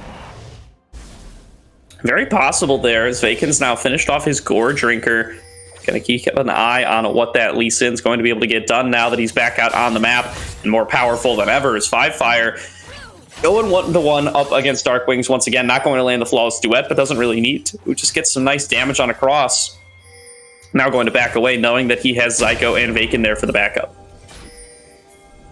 You actually hear, I believe, the Rift Herald getting popped there. It is in mid. They're going to try to turn it down. It's a little bit too healthy at the moment, but they are brute force in this one. And there's the Ziggs. There it goes. The siege is in. They might even get an extra pop. Vakin's going all the way in to force DarkWings away. I absolutely love this from the blue side. Team 5fire really understanding what they need to do to break this game open, where they can put their strength and resources. And this was something that our analyst desk mentioned after game one, right? Their 3-wave crash was good. Their lanes weren't going that bad in game one, but it didn't feel like they had, right, the answer, the play they needed to make to break it open. That's the kind of play I'm sure they would have been looking for on the analyst desk as coaches to accelerate this game. Yeah, no, just a great move there to synchronize the movements in the jungle and the bottom lane to make sure everybody's going to be there in mid lane in time to pick up that turret. It gets you the first turret gold, and it gets you the most crucial outer turret on the map there in the form of that middle lane. And now everything is wide open for your Fed Lee Sin to go around and try to make some plays, as well as for 5fire to get out of 1v1 with this Fiora. As we can see, it does end up going in Fiora's way, as DarkWings going to pick up another kill there with the help of LeenK getting in there for a little assist. Yep, good fight back from DarkWings. We heard our analyst desk say that both these teams do have options, right? Even if they're falling behind, it's not game over as long as the lead is not, absolutely massive or purely insurmountable at the moment. Just about 2K, very, very manageable. So while these plays have been very positive from Team 5fire, DarkWings, he is not going to go down. LeenK is getting to that point on Sejuani where he's nearing his one-item spike, will start to get tanky, and will provide that setup for any sort of 2v2. Yeah, got some Yordle on Yordle action up in the top lane there, as Dinka getting a big trade onto him from the side of Srtty, but does have the call up there from Vakin. They might look to make a play onto Srtty here. He does not have any kind of stopwatch or anything, but goes for the ultimate here, trying to stop the dive in its tracks. Not quite going to have the damage, though. Nicely executed by Vakin and Dinka. They both trade off on some turret shots, but they both stay alive, and they pick up the kill. Yeah, honestly, that's super well executed by everyone there. The Srtty flash in. He almost gets a return kill bot lane. Yeah, now a little bit of an engage going on in here. That's going to be the bullet time interrupted there by the Magnet Storm from the side of Zyko, but he might have given up his own life in order to do this. Going to have to flash away. 5fire's in the wings, but really just can't find a way in there. It's going to be Zyko going on down, giving a kill over to the side of Sketchdreams. Yeah, even with the interrupt on the bullet time, it's not enough. Zyko can't get out once he goes into that slower dismounted form, and he will get punished by the bottom lane, but price to pay across the map, as once again, it is Shorthop on the roam, using that satchel charge to destroy yet another turret. They've only got one left in the outer ring, and the bot lane turret will fall for blue side first. That red side bot lane turret, tier 1, it can't be much longer for the world, I would imagine. Certainly not there. That's going to be plenty of gold going into the pocket of Sketchdreams there, but he's getting TP'd on. Winter going to have to pull off a miracle here to keep his 80 carry alive. Going on into the side of Dinka, who's dashing on forward. 5fire's here as well. Winter definitely going to go on down here, but did manage to save Sketchdreams at the end of all of it. That's still some nice gold going back into 5fire's pocket. Yep, start the bugle call as Winter does go down for the sins of his 80 carry, or potentially both of them, right? But doing the job of a support, the dirty work, keeping Sketchdreams alive as he does fall. The TP getting its value. And as we mentioned, that bot lane turret, it is the easy target, right? The obvious target for the likes of Team 5fire. They're shoving the wave in. They got multiple members down here to force this, and eventually that turret will fall when they find the timer to make a play. Right now, they just don't have their big tanky boy who has to answer on top side. Yes, now it's Srtty getting engaged on once again in the 1v1 as Dinka just picks up the solo kill there, chases down the cannon, picks it up there with the hyper procs. Nicely played in the top lane as now Dinka really turning around his fortunes from game number 1. Managed to get the solo kill in game number 1, but meanwhile, actually, DarkWings and 5fire are going at it here. Can't talk about the top lane anymore as DarkWings really close to going down here, is going to eventually fall. Not going to get the trade back from 5fire. 5fire has plenty of teammates to back him on up, and they're going to be able to pick up the kill out of the opposing mid laner. What was I saying about that bottom lane turret, Gordo? It is the easy and obvious target for blue side. They send 4 members down. They get the kill onto DarkWings, even though he tried to flash in for that last vital proc. It just was not quite timed correctly there, and he will fall. Price to pay, of course, as the Rift Herald's been started. Mid lane turret has fallen. Can Dinka hold on or pressure LeenK off of this one? He doesn't have any support, and it looks like the Rift Herald will head on over to the likes of Team DarkWings. Definitely will here. It's going to get picked up by the side of LeenK. Just going to use that channel recall to go back as quickly as he can. Pick up a couple more items on this Sejuani, who you can see is a little bit struggling for gold, especially compared to the Lee Sin. Still hasn't been able to finish a mythic or anything of the sort. It's stopped off for that Bramble Vest as well. Is really just looking to be a big meat wall coming into the later game and looking to be a stun bot in the mid game. So has to keep an eye on what he's going to be able to accomplish in these fights. Do got to keep our eye on this member. Still waiting. LeenK is for his mythic item. We see some important timers coming through this one item now on 5fire. We already saw that Divine Sunder, of course, completed for Dinka earlier. That is what allowed him to get that solo kill onto Srtty, helping to turn around the matchup from game number 1. And of course, the mythic already completed onto Vakin. We're still waiting for a couple from the supports and from the jungler for Team DarkWings. Now they're all hovering around this potential Drake spawn. Rift Herald in the back pocket. Yeah, about 25 seconds to go on this next dragon. Both teams definitely want to be the first ones there to be able to start off that objective. Fighting for some control is the red side here. Team DarkWings definitely want to be the ones to pull the trigger on their fight first. They have some great engage in the form of this Sejuani. If they can find a squishy target to lock down and burst through. There goes the dive in from LeenK, but it's going to get responded to by a dive from Vakin, going to push Winter back into the enemy team. He's going to be the first one to fall on down by the side of Zyko, but that's a nice bullet time coming on across. Going to make it a 2 for 2 thus far. 5fire tries to dash forward, but he gets shut down there by Dinka's damage. Now DarkWings dashing forward, trying to finish off, but not going to be able to get anybody else. That is a 3 for 2 fight going in the favor of Team DarkWings. Yeah, and the Wombo combo comes through. I was a little surprised they approached it so head on with a cannon, right? Most times you want to try to get that flank angle. Oh, they're not going to get this for free. Yeah, DarkWings going to try to riposte away from that Gnar, but nicely timed by Dinka, not going to get it through. But now Sketchdreams maybe has an opportunity to carry here. That is going to be Srtty forced on out. But now it's the 1v1 between the 80 carries. Winter's been called on down. He's coming back from the base. The chase now from Sketchdreams has the opportunity to get a nice slow there from the Make It Rain, but the teleport in from 5fire is huge. He just one-shots the side of Sketchdreams. Now can force out Winter as well, and his team is going to be the one that picks up the dragon at the end of the day. Yep, the 280 carries just playing a little bit of a dance here in the river as they're looking each other in the eyes, but Shorthop knows he's got the TP coming through. He just stays at range. He plays around with Sketchdreams for long enough. The 5fire can come clean him up, and despite the good combo to win the initial portion of the fight, Dinka and Shorthop do some great work to buy the time. They win out in the end, and they get the dragon to move themselves up to 2. Now about a minute to go until this Baron spawns. We'll see if either of these teams want to go for a play on it early on. 5fire now in the 1v1 up against Srtty. He should be feeling pretty good about that matchup. Looking to just all in him here. Gonna force him to flash away. Gonna force out the slicing Maelstrom as well. As Srtty just has to head back to base now. He has been forced out of this lane by 5fire. Oh, 5fire's going for it. He dives under the turret, dashes to the minions, and finishes it off. Nicely played. Fancy stuff there from the blue team mid laner. Five Fire catches him shopping. Srtty thought he was out. He thought Five Fire would get up, but the Proving Grounds champion is absolutely not done. He's got more outplay work to do. He cannot get it done. A little bit of BM coming through from Sketchdreams as he similarly catches Five Fire unawares, but that is a foreshadowing of things to come, Gordo, as the second item, the Gore Drinker, nearly going to be complete for Five Fire. Once that is set up, going to be very hard for particularly Srtty and potentially even DarkWings to hold him off.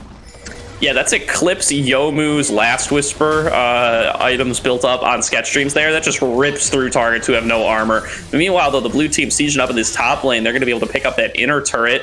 Collapse maybe, though, coming through from the red side. Winter looking for a solar flare here. DarkWings is on the flank. They've spotted out all three. Can they get their angle in? The dash forward from DarkWings, just try to get some damage, try to get some vitals procced there. It's now the ultimate from Sejuani is going to be all that's really available. Solar flare comes on across, only gets some slows. There's the ulti, trying to lock down onto Dinka there, but it's just not working. The turnaround, though, might be pretty strong. Vakin going to finish off the kill onto Winter. So far, that's the only one who's gone down. It looks like the fight actually ends up going towards the blue side. Vakin wants more. DarkWings going to be forced to lunge away, just barely getting out of range of that sonic wave. Now Five Fire's arrived as well. Everybody on the red team has to be very conscious here of how vulnerable they are. They need to back off into the base right away.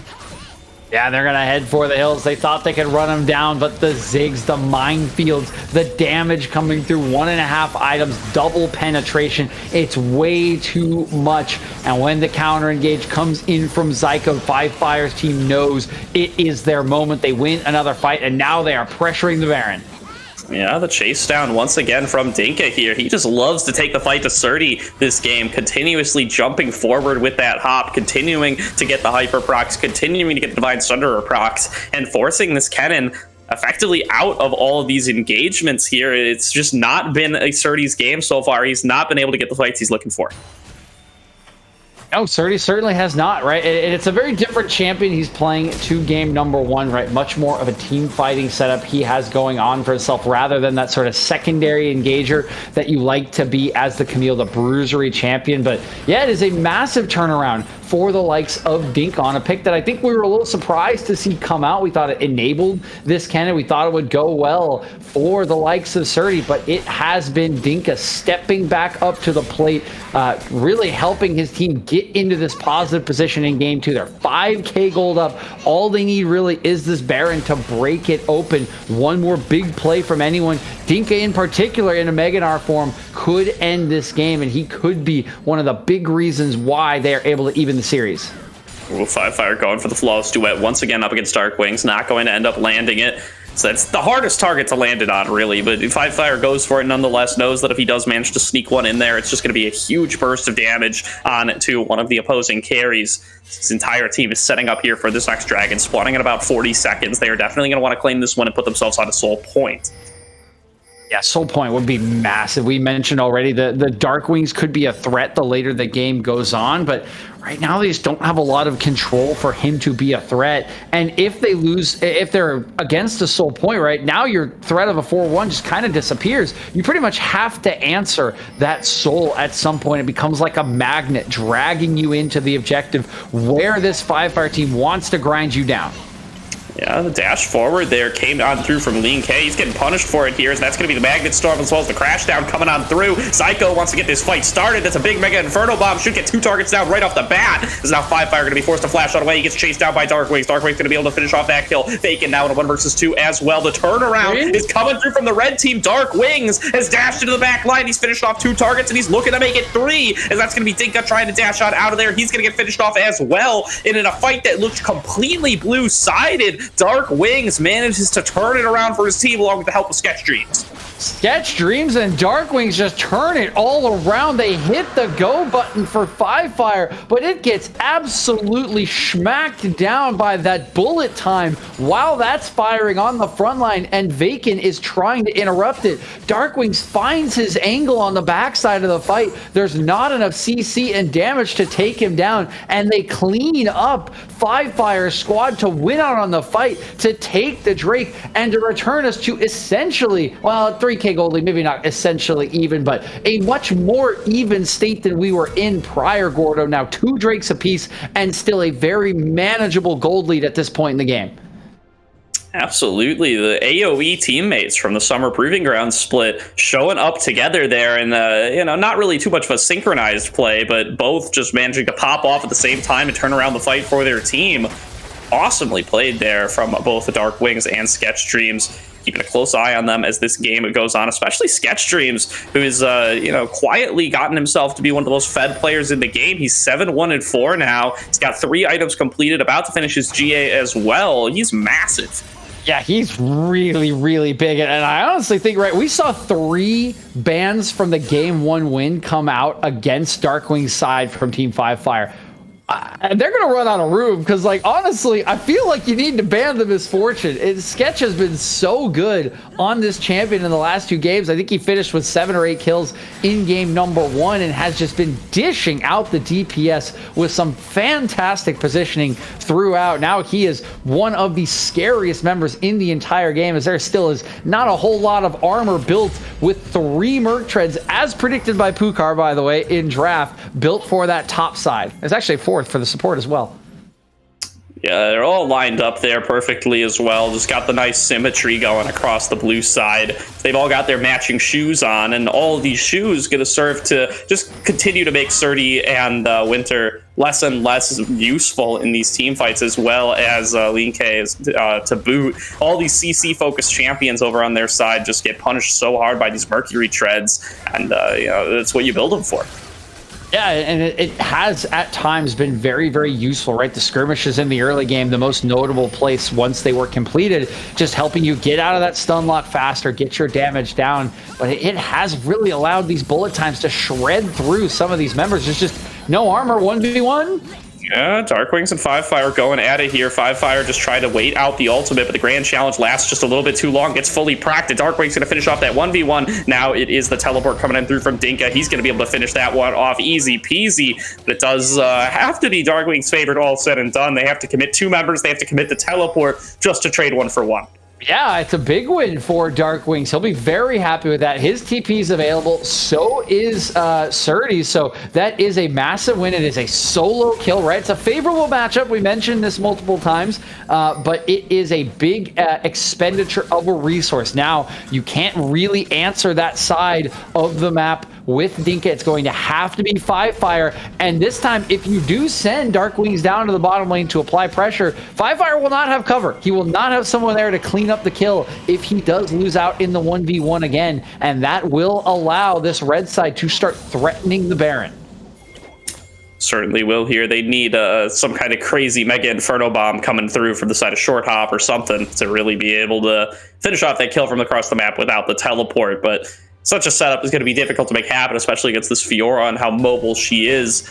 So yeah, absolutely. Expect to see the red side start to set up around this Baron sooner rather than later. So it's still a minute to go until this next Dragon, as one of these teams is going to find themselves on Soul Point once it hits.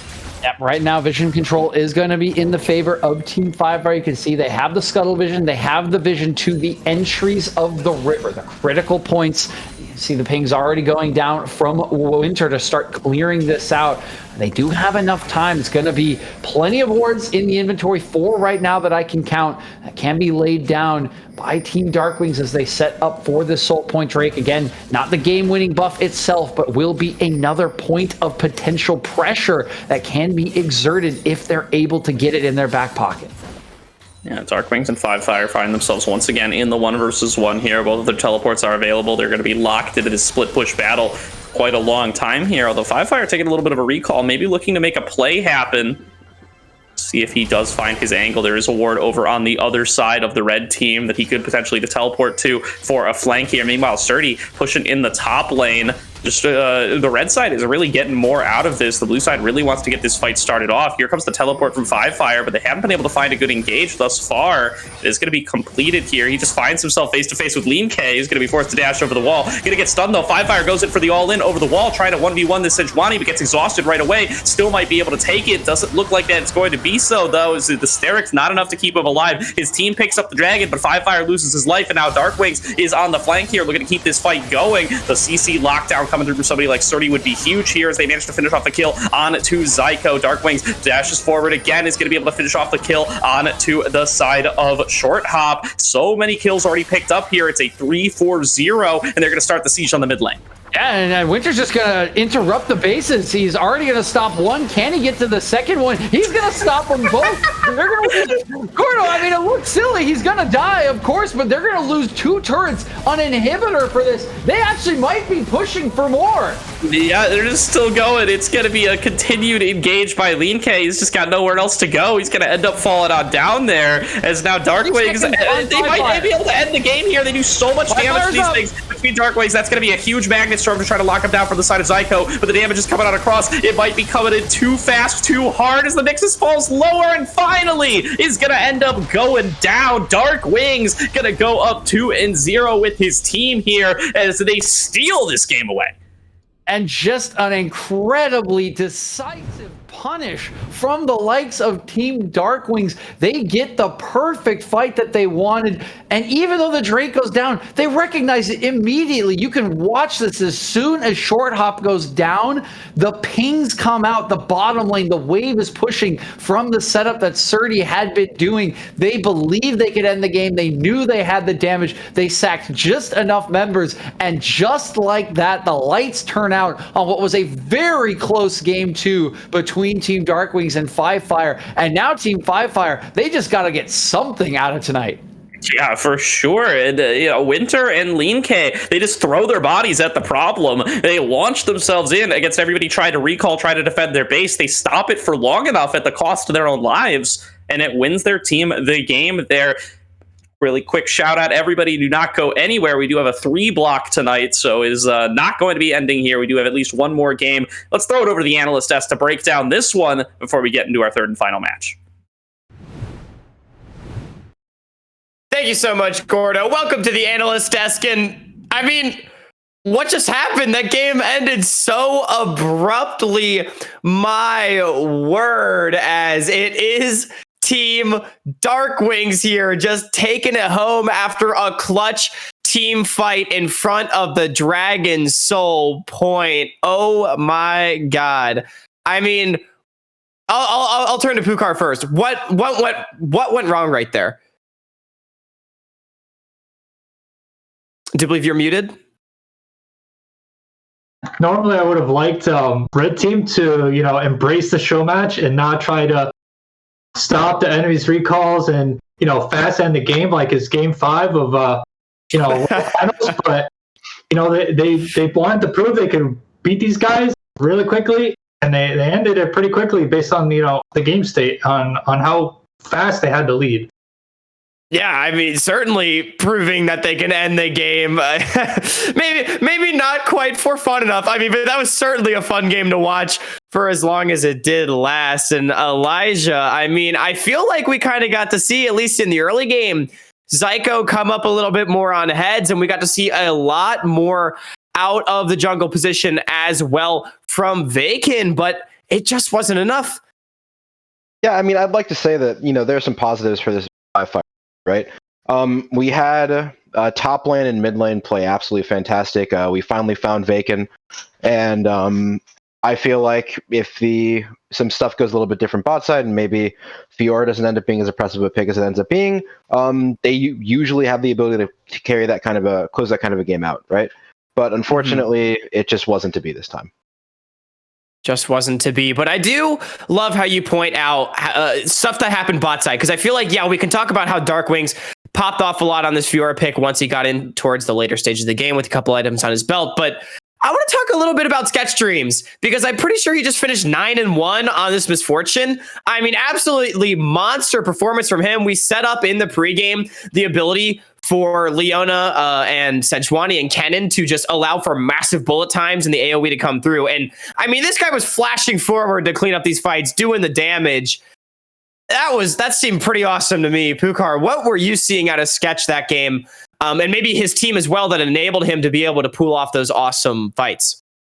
Yeah, we definitely saw 2 team comps that wanted to play the 5v5. Obviously, Fiora is more of a skirmisher, not really want to get into the real deep of it, but we saw like a very, very solid lane phase from Sketchdreams where he was able to get to 2 items and then 2.5 items really far ahead of Zig's curve, especially with his items being a lot cheaper than Zig's. So at one of the team fights in the Dragon, all he needed was a few bodies in front of him when he had Eclipse and he was Ghostblade, and he basically like cleaned up 3.5 bodies on his own just with 1 bullet time. And after that, it was like, once he has that sort of lead, as long as they can keep control and keep fighting around his cooldowns, then it would be really hard for blue team to access him in the back line. Yeah, things get really difficult, especially because both teams want to play in chokes, right? But the problem is with even MF that Pukar mentioned, playing in a choke becomes very, very, very hard, right? Because even if you take even a third of bullet time, you're chunked down to at least a 1/4 or 1/3 HP. You can't really play into those kinds of corners where the Ziggs and the Aurelia want to play without just outright losing. Mm-hmm. Right. It just becomes impossible, I feel like, unfortunately. And, it was a close game, most certainly. And I feel like it was closer than game number 1 for the side of Five Fire Squad, even though the game did still end in about 30 minutes, a little over that. Because of just, the nature of that rapid team fight into ending the game. But I feel like we did get to see a lot more out of the blue side this time. Five Fire and his team looking really, really good. There was some strong points, especially around the mid lane from jungle support and Five Fire himself, trying to shut down this Fiora. Didn't ultimately end up working out and winning them the game, of course, but it did set them up really nicely in moving into the mid game. And so I guess now that we've seen 2 games out of these squads and it's going to be going into this 3rd game, sort of, winner take all, if you will, double or nothing. It's game 3. Just throw it all down there. What is the big adaptation that we're missing from this Five Fire team? I'll go to Elijah first. Well, the fact of the matter is, if you're going to play, you can choose to play Ziggs into MF repeatedly. I feel like both sides are winnable. I don't think one or the other is necessarily better, but you have to look to find an edge in bot lane. I feel like Shorthop and Zyko have been behind pretty much both games. If you can look for something where you get Zyko on a pick that he's comfortable on in a good lane, look to really kind of maybe even give him a little bit of attention, let him show what he is capable of. Then clearly the solo lanes for Five Fire and Srtty are doing more than capable of doing things on their own. If you can maybe put some more pressure towards that side, put them in a spot where they're not constantly falling thousands of gold behind, then I feel like Five Fire can pull out a win here. But yeah, we've actually seen 2 games in a row now. Both the top laners counterpick each other and then lose right in the 1-on-1. I mean, Dinka looked awesome on this Gnar matchup into the cannon. Yeah, he found the wrong end of some trades, but I mean, really, he found a solo kill around that 1 item mark, doing a lot of work up there. So, yeah, I would like to see. It seems like these top laners are pretty evenly matched. These mid laners are pretty evenly matched. And although their matchups matter a lot, getting to see what Shorthop's capable of could be perhaps something, at least exciting for us to watch. But Pukar, do you have anything to add? Yeah, I understand the contention with the Ziggs pick. My contention would be, like, they used the Ziggs pick, but didn't make enough side lane plays using the Ziggs mid priority. Like they could have gotten Aurelia into Kennen if they really wanted to with Five Fire's gold advantage, even though like basically mid laners were kept trading kills 1v1. He had a gold advantage over the Kennen, and that matchup is already pretty good. If they could have gotten that isolated 1v1 and used the Ziggs to protect it, they could have went that route as well. But I felt like some of the side lanes for blue team were a little bit too isolated in this game when they could have been supported using the control that Ziggs allows. Well, maybe that's just something we'll have to look for in game number 3. Maybe just playing a little bit more around Shorthop and allowing for that pressure to really set up your side laners is the answer in game 3. But either way, it's been an entertaining series so far. We'll be back for one more game. It's for all the marbles, all the bragging rights here in the amateur arena. Don't touch that browser. We'll be back in just a couple minutes.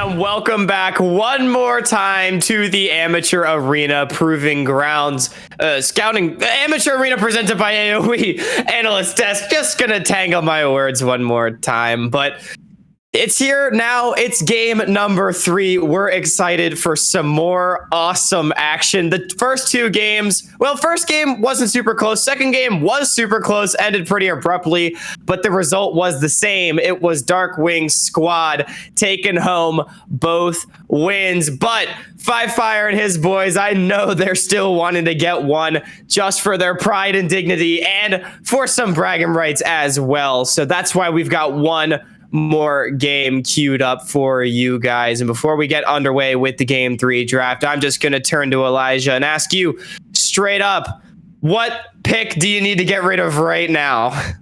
Well, we're all talking about it. If you're not going to pick MF, it has to be banned. If you're not going to literally be wanted, it has to be banned. The champion is blindable. It's unfun to play against. Get rid of it. Yeah, it's been fun to watch, but it cannot have been fun to play against. And I feel like last game was really what showed it. Like in game number 1, Sketch had a pretty solid performance on it, for sure. But then last game, really putting up carry numbers. And now as draft gets underway, it's an immediate Lee Sin ban. Seems like DarkWings did not want to get camped a second game in a row. And Amumu 3 games in a row, red side banned out. And Pukar, I mean, last time we saw Five Fire ban out 3 champions that DarkWing squad played in game number 1. This time they can't do it. They already took away the Amumu. Looks like Aurelia also going to be banned out by them. So already some different stuff, and we're just flying through it. It's the same as game 1 ban so far. First 5 bans exactly the same, and then we have the adaptation for the Misfortune on the 3rd ban. Yeah. I mean, it makes sense. I'm sorry. Oh, no, go ahead.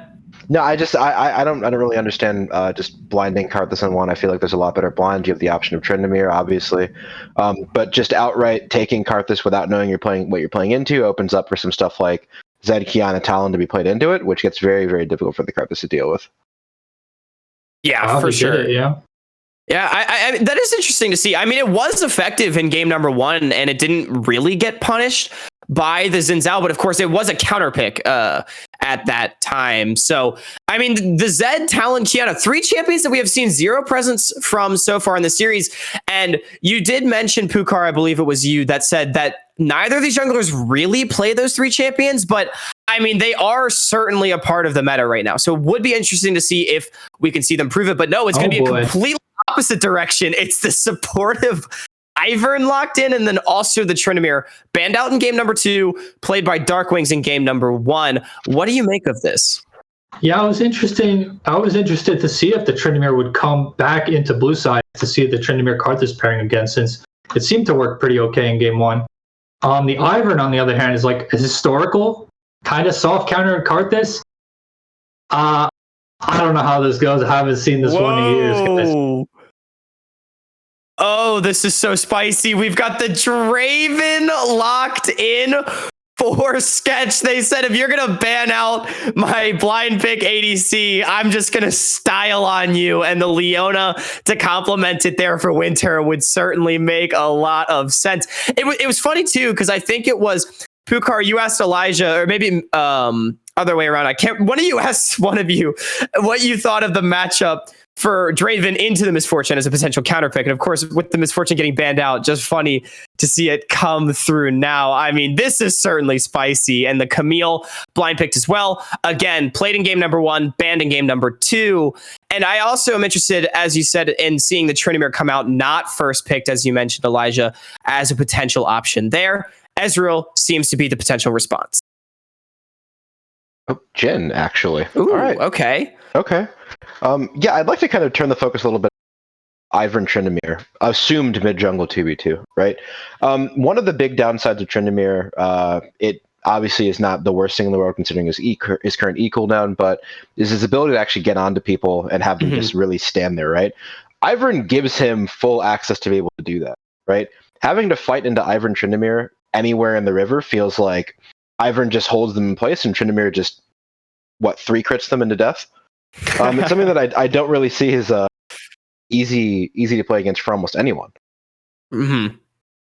Well, and I feel like that could really be problematic too, because now you've got this super snowball ADC in the bot lane, and if your mid jungle is so overwhelmed, especially with something like a Karthus, not exactly renowned for its early game skirmish potential in that mid jungle 2-on-2, could things maybe get a little bit difficult in this early game if Tryndamere and Ivern get unlocked and start roaming around?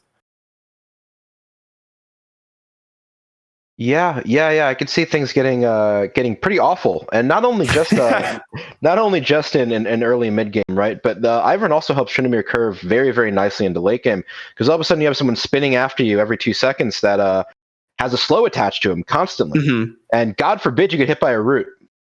Right. Yeah. You're getting slowed already, and then all of a sudden he just teleports to you with that trigger seed. But either way, yeah, certainly going to be scary. Sketch going to need to be positioning pretty damn well. And the Leona is actually banned away. Of course, it was hovered in that first half. So now, Pukkar, how are you countering this Tryndamere Ivern just running at you and screaming at you and throwing plants at you? Yeah, I was actually expecting blue side to ban Braum. I know that sounds weird, but it's pretty good into Draven, and it combos with Ivern and Jhin as well too. We do see the Thresh locked in, which is pretty solid. There's a lot of the Thresh counters have been banned out, so picking an aggressive champion into the Thresh at this point in the draft is going to be a little bit difficult. We could see them go for Rel. I think is not too bad into Thresh, basically in this current patch, based on how the cooldowns work. And then we're going to see a blind mid. I'm interested to see what DarkWings thinks he can play into Tryndamere, because he probably wants to go for an AD pick here. Yeah, you'd have to imagine. Okay, so that's a Talon. I mean, I'm assuming that's going into DarkWings' hands, but of course, I mean, Karthus mid hasn't been played in forever. Oh, Talon is Kiana. Okay. All right. Talon is Kiana. So, still really spicy. AD assassin in the mid. You said he really wanted to go towards something physical damage. That is the case. And then the Blitzcrank as well. I mean, to winter pocket pick is definitely some spice coming out from Team DarkWings. What's your answer right now? R5 mid lane, or excuse me, top lane counter pick. Well, you don't necessarily have to put it top lane, because if I remember correctly, Tryndamere actually has a fine matchup into Camille, but looks like, yeah, they're going to put the Tryndamere mid, and they're going to put the Malphite into Camille topside. Malphite's kind of just a stalwart pick for Camille. Camille obviously outscales it, but Malphite early on should have pressure, should have the ability to kind of just ignore a lot of Camille's damage with both EQ and just as passive, right? So, yeah, this should end up being very interesting, at least with the Blitzcrank and the Kiana coming out. Yeah, I've got to say, at least for me personally, and I'll let you guys expand upon this, I don't know if I'm sold by the DarkWings draft. There's a lot of fun stuff there, for sure, but I feel like just what was set up earlier on with the power of Tryndamere Ivern, I feel like is going to be very difficult to deal with. And even though Kiana, yes, can roam around extremely effectively as well to her own right, and Blitzcrank Draven is a really scary bot lane 2v2, and we have, set up that Sketch and Winters have probably been getting the better of Shorthop and Zyko just a little bit so far in this series. Could be an exploitable win condition. I feel like it's going to be really difficult to execute on those plays with the priority that Five Fire and Vikar are going to have. So, Pukkar, maybe you have some thoughts on that first, about sort of what your win conditions are for these two teams. Yeah, I'm going to look for bot lane to just the key matchup here is mid. Just like, I'm not entirely sure how these two champions kind of interact in the early game. So whoever can get push and go bot lane, I mean, if you can get bodies to the Draven Blitzcrank lane, potentially dive, level 4, level 5, level 6. I mean, the game gets really hard for Team Five Fire. The other point I want to point out is Talon's itemization in this game. If he can get Serpent's Fang, it's going to be a Kiana and not a Talon. Right. Same thing. Same point is Serpent's Fang is pretty valuable, even though it got nerfed. It didn't get nerfed when you actually have, real shields on the enemy team. So Ivern, Thresh, Malphite all have pretty good shields. So we'll see if he opts for that item later on in his build. Definitely. And Elijah, do you have anything to expand upon in terms of maybe, especially as the game progresses, I mean, I have to think that whichever team gets ahead definitely sets themselves up pretty well with the given compositions. But, you know, who do you sort of favor if it does sort of break down a little bit, as we have seen in the last couple games with a lot of trades of kills on both sides? Who really has an advantage, maybe moving into the mid game from an even footing? Honestly, I think that Team Five Fire does. I feel like Malphite's skill is extremely weak. This kind of a team comp. Tryndamere, Ivern, especially with Ivern kind of offsetting the scaling help that Karthus would give with Trigger Seed shields. I would give it over to Five Fire. Also, there's not a lot of tanks for Jhin to worry about. That's one of the big downsides of picking Jhin, is if he has to go into someone beefy, he doesn't really have a great way of getting through it, right? So yeah, as the game goes along, if we see more of an even game state heading into 25 minutes or so, I would see the Tryndamere and the Ivern just entirely take over the game.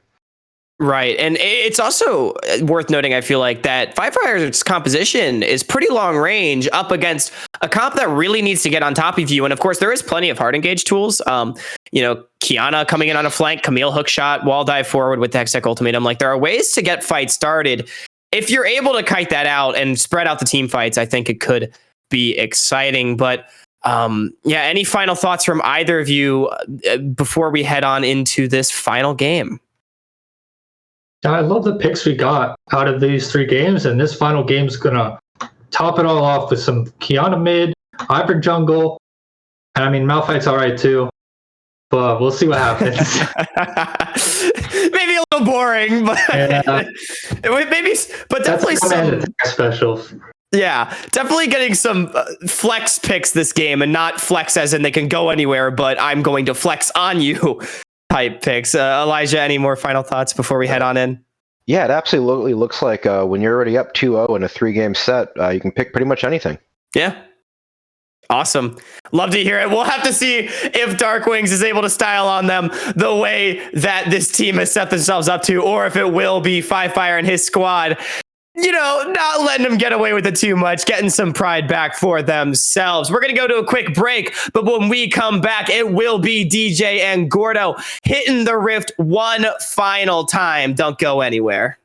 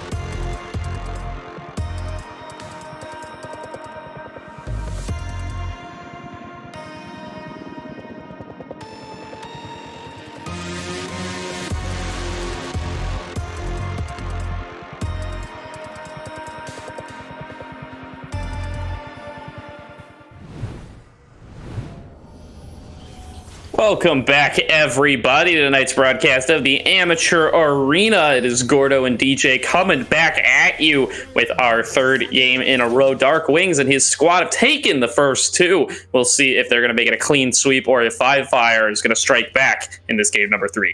Yeah, last game of the night. We do got to keep our eyes peeled at this level 1 mark. There is a Thresh and there is a Blitzcrank in the game. It is that Winter Pocket Blitzcrank as well. Right now, it doesn't look like we have any shenanigans, but a late invade is always a possibility with this kind of pick from Winter. So do keep your eyes peeled as we might look around the map. It could still happen on the late stages. But as you're mentioning, we need Fire's team to strike back to get something out of tonight, something positive to go to bed with. Otherwise, you're going to head right into solo queue or to your bedtime with a bad taste in your mouth, Gordo. Yeah, no, never really how you want to end out your night there on another loss. So that's how you end up staying up until 2 in the morning, just spamming games over and over again, trying to get that one win. So we've hard locked these guys at 3 games for the night. We got their health in mind first and foremost, but still, nonetheless, would absolutely certainly like to see Fire and his squad be able to eke out of the night with a win. As immediately Fire is going to go aggressively here up against DarkWings. He's got the lethal tempo, can get a lot of damage there, hoping for some lucky crits. So far, has not seemed to get them, but there's one. Yep, he gets one. He's doing what DarkWings did to him in game number 1 on that pick, being aggressive in lane. 2 a.m., Gordo? You don't stay up till 4 a.m. when you get tilted? Oh, that's a big hook in the bottom lane. That'll put Shorthop right to bed there, but he does end up getting out of there in time. Zyko comes through with the clutch exhaust and will enable him to escape. Yeah, nice escape, actually. Didn't really cost them anything. Just the exhaust for the ignite. So I think a little bit worse for it maybe with the exhaust, considering how much damage a Hail of Blades Draven does do in the laning phase. But this lane was always going to be in the favor of Sketchdreams and Winter, so I don't think a whole lot has changed for Shorthop and Zyko as they try to navigate what is a very difficult early stage of this game 3. Absolutely here. So we can see the hook early on has really set the tone for this bottom lane. As Sketchdreams and Winter just hanging out here in the bottom lane with full control over the wave, zoning out Shorthop and Zyko now. That counter pick here in the form of this Blitzcrank really paying off huge already, and is going to continue to be very good up against this Thresh coming into the later game. Can just always respond to a hook with a hook, and a much faster and longer one at that. You want Vakin? By Fire, maybe try to make something happen. Yeah, DarkWings going to try to dash on out of there. Going to kind of find himself face to face with the wall, though. Going invisible, but doesn't have many places to go. Going to try to flash over the wall here, you got to believe, but he's just going to end up going down, actually. Doesn't want to expend the resource. Fire picks up first blood in the mid lane with his 3 rejuve beats. Yep, the rejuve beads are out there helping him to heal up, and as predicted by Elijah and Pukar, there's just too much sustain and too much loss of AD when the W is available. DarkWings, I think he was trying to wait and see if Vakin would throw out the root, but with that ability not being thrown, he didn't feel like he could flash over the wall and still get away safely, so he will keep his flash but lose his life for first blood. And now Tryndamere Shu very much on the other foot for Mr. Fire. Absolutely is now DarkWings gonna be on the back foot a little bit, like you said, trying to farm it out, trying to just throw some elements at the minions to clear them on away, but Fire making that plenty difficult, body blocking in the front as well as just being a big threat in his own right. Has the full rage bar, can always just step up and risk potentially landing a big crit onto DarkWings' face. Just going to make it really tough for him to just play this lane here. You can see he's finally going to be able to pick up most of this wave, but Fire is regenerating so much so quickly. He's got so much sustain. He's looking pretty dominant in this lane right now.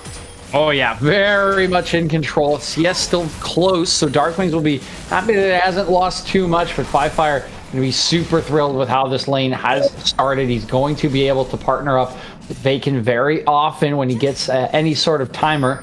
Speaking of Vakin, he will be spotted on that ward around bot lane. Nicely done by Mr. Winter, predicting the pathing a little bit with that extra vision. And you see LeenK just doing that farming thing again. He is 10 CS up, and so where you want to be as a card, this Dinka? I think it's getting chased down here a little bit by Srtty. Srtty just kind of caught him in a unfortunate rotation there, hanging out in the river. It's not much Malphite can do when the precision protocol is just getting stacked up like that. So Gonna chunk him to about half HP. Dinka's gonna be okay with that, though. He's gonna walk back over. Fire's dashing over the wall, going up against DarkWings once again. Chunks him to about half HP. He's still at full. He's sitting on those beads. He's got a whole necklace made there and is feeling pretty comfortable with his health total. Potential dive coming on through here. That's going to be Dinka forced to flash on away, but might get collapsed on nonetheless. Srtty's been taken incredibly low here. Vakin's going to look to try to finish off that kill. Is going to be able to do so. Now the cues from Karthus, the late wastes just aren't landing onto anybody. It's actually going to be Dinka picking up that kill as well. The turnaround coming through here from the Malphite is now Vakin getting chased out by DarkWings, but he's out of mana. That's going to be a big snare coming on through with the Root Caller, but finally Dinka's taken down very low, but the Dark Passage comes on through to get him out of there. Teleport back in from Srtty. He flashes forward and picks up 2 kills, and now he's looking to go on a Zyko as well. Srtty ends up going down, but he comes back and picks up a double kill. Oh, that's so sad for Dinka. This started so well for Team 5Fire and Dinka. They're going to answer back. There's the TP. It is not over yet, DJ. Is the hook going to come on through? DarkWings continues to advance, though. Is going to be able to finish off the kill onto Zyko. And Dinka taking a page right out of Srtty's book. He's going to teleport into the fight that he already died in and look to keep it going, but he doesn't have a Malphite ultimate. Not really able to bridge the gap, but now the chase down coming through from 5Fire and Vakin. We talked about this duo in the pregame. It's paying dividends here as 5Fire flashes forward, gets the shutdown there onto Srtty, is now ulting and continuing to dive to pick up the double kill. The shield from Vakin keeps him alive, and he runs out of there. 5Fire playing to his absolute limit is now 4-0. Beautiful stuff from 5Fire, from Dinka, even from Srtty. What an exchange. It all starts with Dinka and Vakin outplaying the dive in the top side. There was not a lot of... Okay, yep. Okay. Just Kiana things. Nice sneaky happens. from DarkWings. But they outplay that 3v2 in the top side. Dinka barely survives. It all looks good for red side, and then Srtty comes flying back in with his TP, gets the kill, gonna get a solo kill with a little bit of help from a Requiem here. Yeah, that's actually the unstoppable force used as well, but gonna end up going down anyways. The bottom lane now, going over to the side of Sketchdreams in Winter, they pick themselves up a nice little kill there, with a little bit of a guest appearance from the Requiem there. As LeenK gets himself on there as a featured artist. Man, that's a lot of chaos. These teams are scrapping it out in this game 3. I think as we expected, Gordo, 6-6 now, 12 kills at 8 minutes. That's even more than we had last game, or I think in game number 1 when it was 8-2 at 10 minutes. So very, very scrappy early game. And as mentioned, that topside play for Dinka went so well. The TP answered it. Then the TP from Dinka helped answer in the mid lane. And now we've got solo kills. We got the Requiems coming out. Everything is coming online, and they are throwing it out as much as they possibly can, trying to leave that one final mark on tonight's on the evening's what's the word I'm looking for when you like go to a ball? What's the like? I'm trying. It's too high class for me. Festivities? Yeah, thank you from the evening's festivity. Thank you. Way too high class for my vocabulary here, Gordo. No shame there, DJ, as we kind of let it slide by the side, and now we're going to have to again, as there's a play coming on through here. Srtty has Winter and DarkWings up in the top lane. They're just going to jump all over Dinka, and they are going to one-shot him before that can even connect. I thought he was unstoppable forcing it, but that was actually just the rocket grab, as Winter makes sure that he can't go anywhere and manages to pick up that kill. Yep, it's nicely done. Dinka, he survived a 1v3, but they bring the extra CC. He cannot survive the 1v4, and that Rift Herald will be secured as well. They did not drop it in the top side. Instead, selecting to hold on to it for a little while longer. Still have 4.5 minutes to put that one down, and here is the inevitable trade on the bottom side of the map. Through the rotation is going to be a couple plates. Just one, excuse me, for Shorthop, who will get on out despite the speed boost from the Youmuu's Ghostblade, and they will also get the first Drake of the game. But I think that is a trade that Team DarkWings will be very happy with, once again picking up the early Rift Herald that they can use to accelerate one of their lanes. Certainly here, and what I wanted to call out earlier is that playing the bot lane for Winter and Sketchdreams, that did give Sketchdreams his first glory kill there on the Draven, so should be sitting on a fair amount of bonus gold. He's used that to go and finish off his whatever the shield buff. Immortal shield buff. See, now you can't think of words like festivities. I can't think of item names. So who's really the victim in this whole situation? Is now DarkWings getting pushed back in the mid lane a little bit. FiveFire still wants to keep that fight going. He's pretty big on this Tryndamere. Yeah, FiveFire 4-1-0, still working towards that mythic item. He has actually stopped off for his tier 2 boots, and Dinka, buddy. Yeah, no, Dinka's done for here, although that's a big shield coming through from Vakin, trying to keep his big rock friend alive. Is the 1-versus-1 from DarkWings and FiveFire. The nice one-shot comes through from DarkWings, but it just gets survived upon with with FiveFire's ultimate, but times out, doesn't have the big heal available, already consumed all of his rage, but now there's an engage in the bottom lane. Zyko going to find himself hooked in, but he's immediately going to go for the exhaust on the Sketchdreams, trying to stop this Draven from shutting him down. Now, Srtty barely staying alive, but finally going to end up going down to Vakin there. Here comes the Requiem. That's going to be the interrupt coming through from Daisy, going to stop Requiem from finishing the channel. That's going to make it a double kill over to Vakin's Ivern as he wins the fight in the top lane off of a misplay from the side of LeenK. Oh man, Vakin and Dinka have done it multiple times now. They have just outplayed on the top side by basically just having extra shields. Meanwhile, Hook. Oh, finally Sketchdreams going to be able to win that 2-versus-2 in the bottom lane. They got the hook on the Zyko earlier and got shut down by the exhaust, but now with no exhaust available, they're going to be able to get the engage on a Shorthop and pick themselves up another kill. And it's a tale of two lanes at the moment, Gordo. Dinka with a little help from Vakin. Just by being taken, having shields, they are just deterring the dives, the plays from the top side of Team DarkWings. But the saving grace for Team DarkWings is this bottom lane that has been so good all evening. Getting the Misfortune band away after game 2, they pick up the Draven, and they are dominating proceedings once again as FiveFire might be in trouble. Yeah, DarkWings chasing after him here. Some nice dashes over the wall there to keep himself stuck on top of this Tryndamere, but the Tryndamere has some backup as well. Vakin coming on in here. It's now pretty fed on this Ivern, has completed the Moonstone Renewer. Is going to be bringing a little bit more sustain to the party before anybody has any Grievous Wounds. That's going to be very valuable in these mid-game team fights. Yep, it's going to be absolutely huge. We've already seen what it does for him and Dinka, man. It does a whole heck of a lot. Any trigger seed that comes out, now it will just do more. Really nice stuff as Vakin and FiveFire looking like a terrifying mid-jungle duo in this game 3. And I mean, DarkWings, he's got 3 kills. He's got what's essentially a mythic item in the Youmuu's Ghostblade, but still waiting on LeenK's, and he's going to be getting ulted on. Everyone's actually scrapping. Yeah, no, another ultimate blown by DarkWings in the middle lane, just chunking out onto FiveFire here. But again, the Undying Rage is available, is going to make it really tough. So Winter finds himself hooked by the death sentence, but he's still blocking out all of these shots coming through from the curtain call, keeping his friend LeenK alive, making sure that Karthus is going to be available for any upcoming engagements. About 1:15 to go on this next dragon. Can't expect it to be in this river for a little bit, but Zyko going to get engaged now, going to have to flash away. Nice engages coming through from Winter once again. Oh, that's FiveFire. He's just diving him. He's just diving DarkWings. He flashes forward. He one-shots him with the big crit auto attack. It's Tryndamere outplays, baby. Tryndamere outplays, FiveFire outplays, DarkWings disrespects his elder and gets punished for it. FiveFire, DarkWings, this has been a thrilling matchup all night long. Multiple solo kills in both games, and now it's FiveFire who strikes yet again in the isolation in game 3.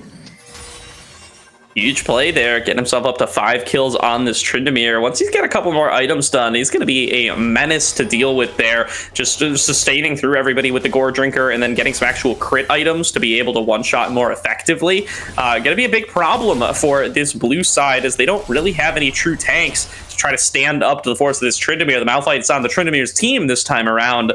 Can't rely on him to go for any kind of halting of the Tryndamere plays. Yeah, there's not going to be any unstoppable force to help you out. The Malphite is there. Another hook, though, from Winter. Zyko! Yeah, Zyko going to go on down there. Another kill picked up for Sketchdreams. Another cash in off of the passive. He's now 3-0, sitting at plenty of bonus gold, as well as his completed boots and already onto the Immortal Shield Bow. pretty huge here in the bottom lane. You know, we aren't talking about Sketchdreams quite as much this game, but he is certainly ready and raring to go for these team fights once he actually gets involved.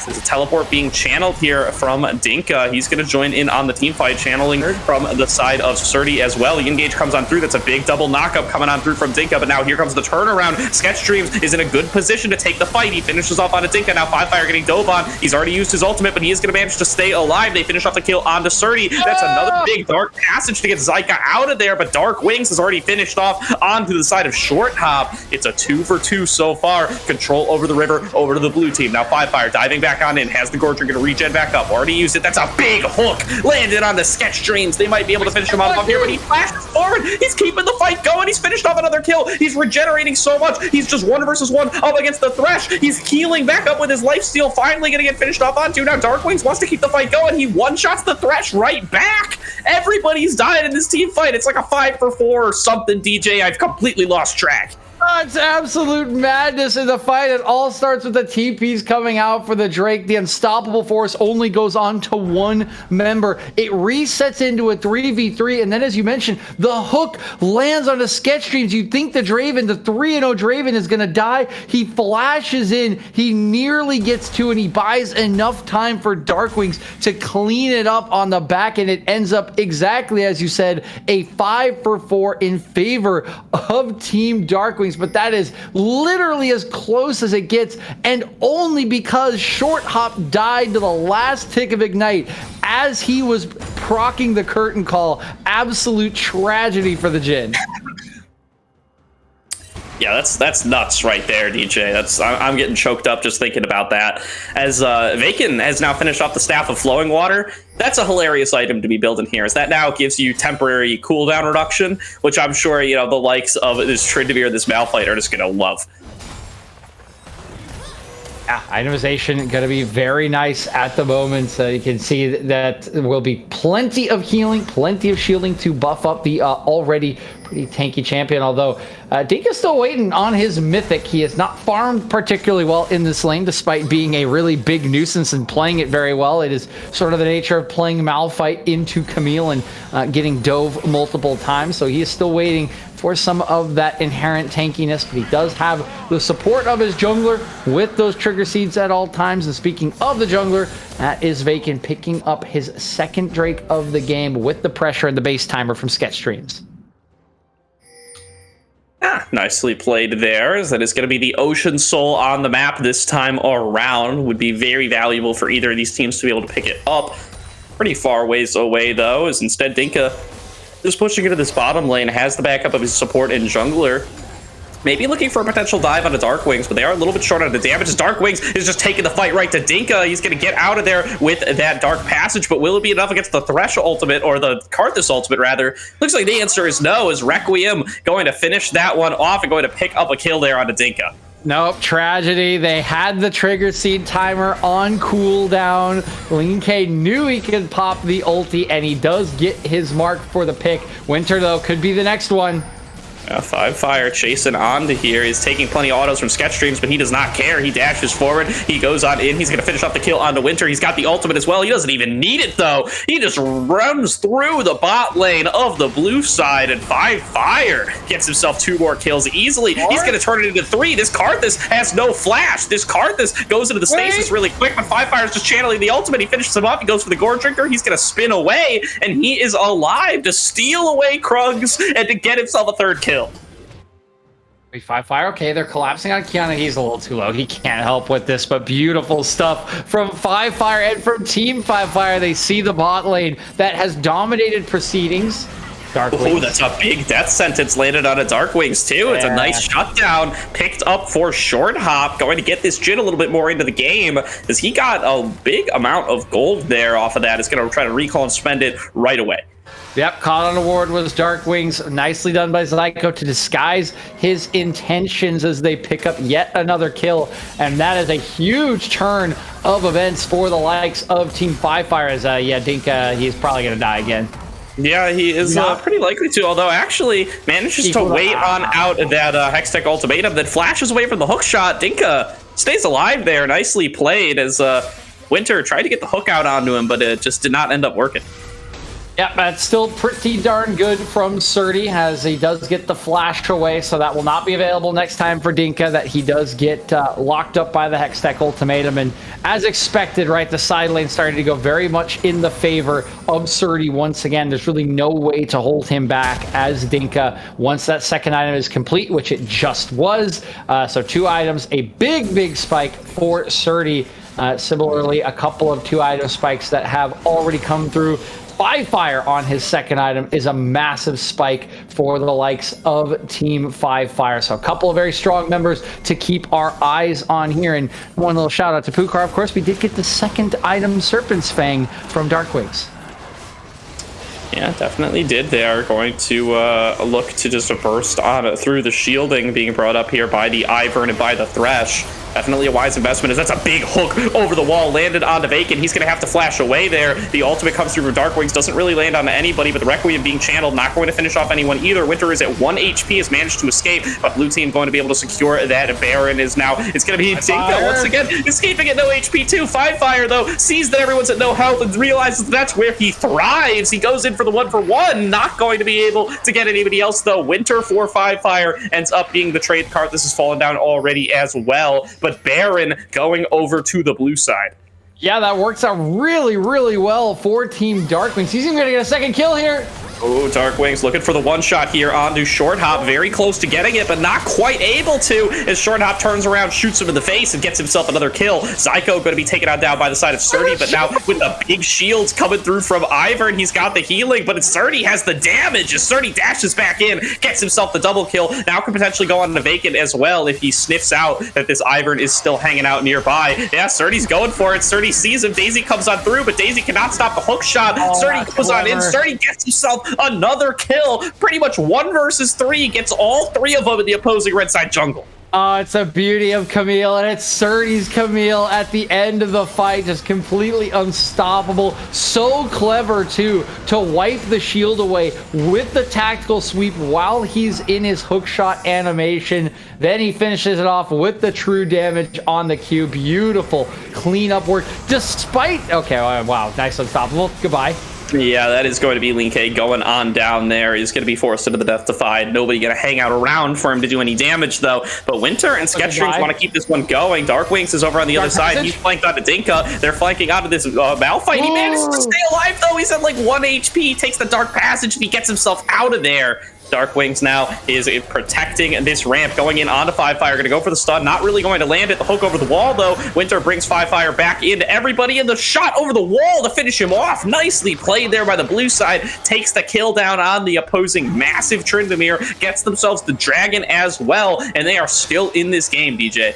Yes, they certainly are. They have the Baron too, right? They walked away with 3 members having the Baron. Another huge swing in this game 3. Very reminiscent of game 2 in terms of how close it is, Gordo. This one, though, has been much more action-packed. 42 kills at 23 minutes. These teams are absolutely laying everything on the line, trying to outplay each other, trying to show up and show off, and it has been an absolute thriller to this point. Yeah, definitely some in-house scrim vibes from this game, as everybody's just fighting all over the place here, trying to outskill, trying to outplay, like Pukar called out all the way back at the beginning of the night. Expecting everybody to look for the solo outplays, and plenty have been found on both sides. Yeah, a lot of outplays have come through. Couple too many for us to analyze before the next fight has started sometimes, Gordo. They went right from that long Baron fight straight into the Drake fight. And finally, a little bit of a breath of fresh air on Summoner's Rift, as we do not have an objective for 3 minutes and 30 seconds. Actually, Baron spawns in 2:45, but I don't really know if we'll be getting right onto that one when it does spawn. So a little bit of time to look across the state to see what is going down here. We're going to lose that bottom lane turret to finally get rid of a second one for Team 5 Fire. They still have the top side tier 1 to work their way through, but the map control for Team DarkWings, much better. They have 4 turrets already down, and they have a deep line of vision inside the top side jungle. Definitely do here. And if these squads have shown us anything, though, in the last 24.5 minutes, DJ, it's that they don't need objectives to fight over. They're willing to just take fights anywhere, like in this mid lane. Is Winter going to go in for the knockup, not going to get anything back in turn, though, as that is now going to be LeenK forced into the stasis, but he's going to get taken down here. Death Defied, not going to save him too much. Will he channel the Requiem? Looks like the answer is going to be no. He's going to wait for the respawn instead. So that's the blue team jungler taken off the map once again, and it's a power play for the red side. Yep, nice power play, nice pick in the mid lane over the wave, but again with no objectives up, losing the jungler really doesn't hurt anything other than map control. They're going to shove this wave in. Kind of hard to dive it at this point. They still have unstoppable force, but no curtain call to follow it up, so they will just back off. Plenty of time for Team DarkWings to reset before that Baron comes online, before the Ocean Drake is available, as this game's still in a 3K range, balanced on a knife's edge at 25 minutes.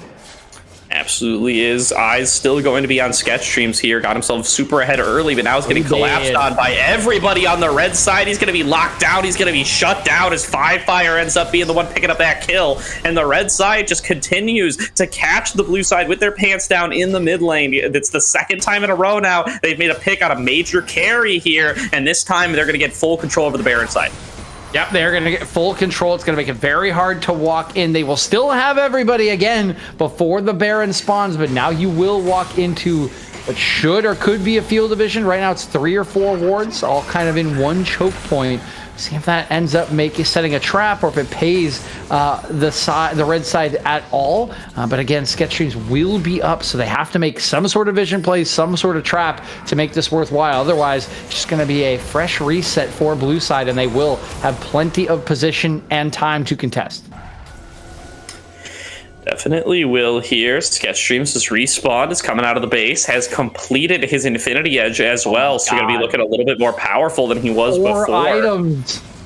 It's so much here. This Draven going to be dealing a pretty penny worth of damage there. The Anathema's change set up from Dinka. Probably not going to be enough, really, to stop all the damage coming through from that member in particular, as that's just going to be the hook blown onto Daisy there. They just want to one-shot this Ivern ultimate, and you know what? Pretty good play there from Winter, just recognizing, like, hey, Daisy's almost a champion. Probably worth it to hook and pick him off, as now Fire going to be engaging 1 versus 3. He just does not care. He one-shots the opposing Karthus. He one-shots DarkWings as well. He is huge. He goes into the stasis to stay alive even longer. Fire is unkillable, as finally he's going to get taken down by the side of Srtty, but has he done enough to turn around the fight? Now Srtty diving forward, going into the side of Vakin. So far has not been able to pick anybody up, and the fight still seems to be going the red side's way. Dinka has found this pick onto Sketchdreams. They're going to be able to finish him off. Now Srtty over the wall, looking to make the 1 versus 3 magic happen in this part of the map once again, but this time Vakin is there, and Vakin is regenning everybody up so highly. That's going to be the engage back onto Dinka, trying to finish off onto this Malphite. Not going to be able to do so, though, and the shutdown comes on through. Big fight win for Fire on the red side. Oh my god, Fire just decides that you are not allowed to live if you are a Karthus. You want to be undead. Nah, man, you gotta pick one, and it's death in this case. 4-item Tryndamere, 391 AV on this man. Absolutely one-shots LeenK to just open up what is a chaotic fight. That ends in favor of Team Fire. They will pick up the Drake and move themselves to Soul Point in the aftermath. Absolutely here, and LeenK getting a lot of mileage out of the Karthus ultimate this game. 3, 8, and 6 has gotten to use that one plenty of times. Winter's going to hook Fire over the wall, but that might not be the target that you want, as he's ulting once again. He's killed 2 members again. He's going to get turned around on, but once again, Fire just trades 1 for 2 off of mindlessly spinning into 3 members. This Tryndamere is massive and is unstoppable. Oh my god, I mean, he's got 17 kills, Gordon. He's got 4 items, this Essence Reaver. It is that one-shot build, and now LeenK, he's gonna one-shot by Shorthop. Shorthop coming on through with the curtain call there, now getting dived on by Srtty, but everybody gonna dive right back onto him. Zyko finishes off that kill, steals one away from the support position, and the red team off the back of another big fight win, off the back of another big engage by Fire, is going to claim themselves this Baron. Oh, he's unstoppable, Gordo. He just decides when everyone lives and dies at this point. And speaking of people living, Zyko, what a hook to keep your AD carry alive. That is going to be the Baron going over to Team Fire. And for the first time all series, they are the ones in full control and poised now to march into the enemy base and win their first game of the series. Yeah, there's not a lot of options left against Fire's Tryndamere. This is nuts. Like, what do you can't, even while standing all together, even with the Blitzcrank there for the backup, look at what he's doing. He's just running forward into 3 members. He's going to pop the ultimate to stay alive here and might one-shot DarkWings anyway. DarkWings going to end up going down to Vakin. The Requiem wasn't timed well enough. It doesn't end up taking down Fire. The ulti was still ticking. And that's a free kill picked up for the red side.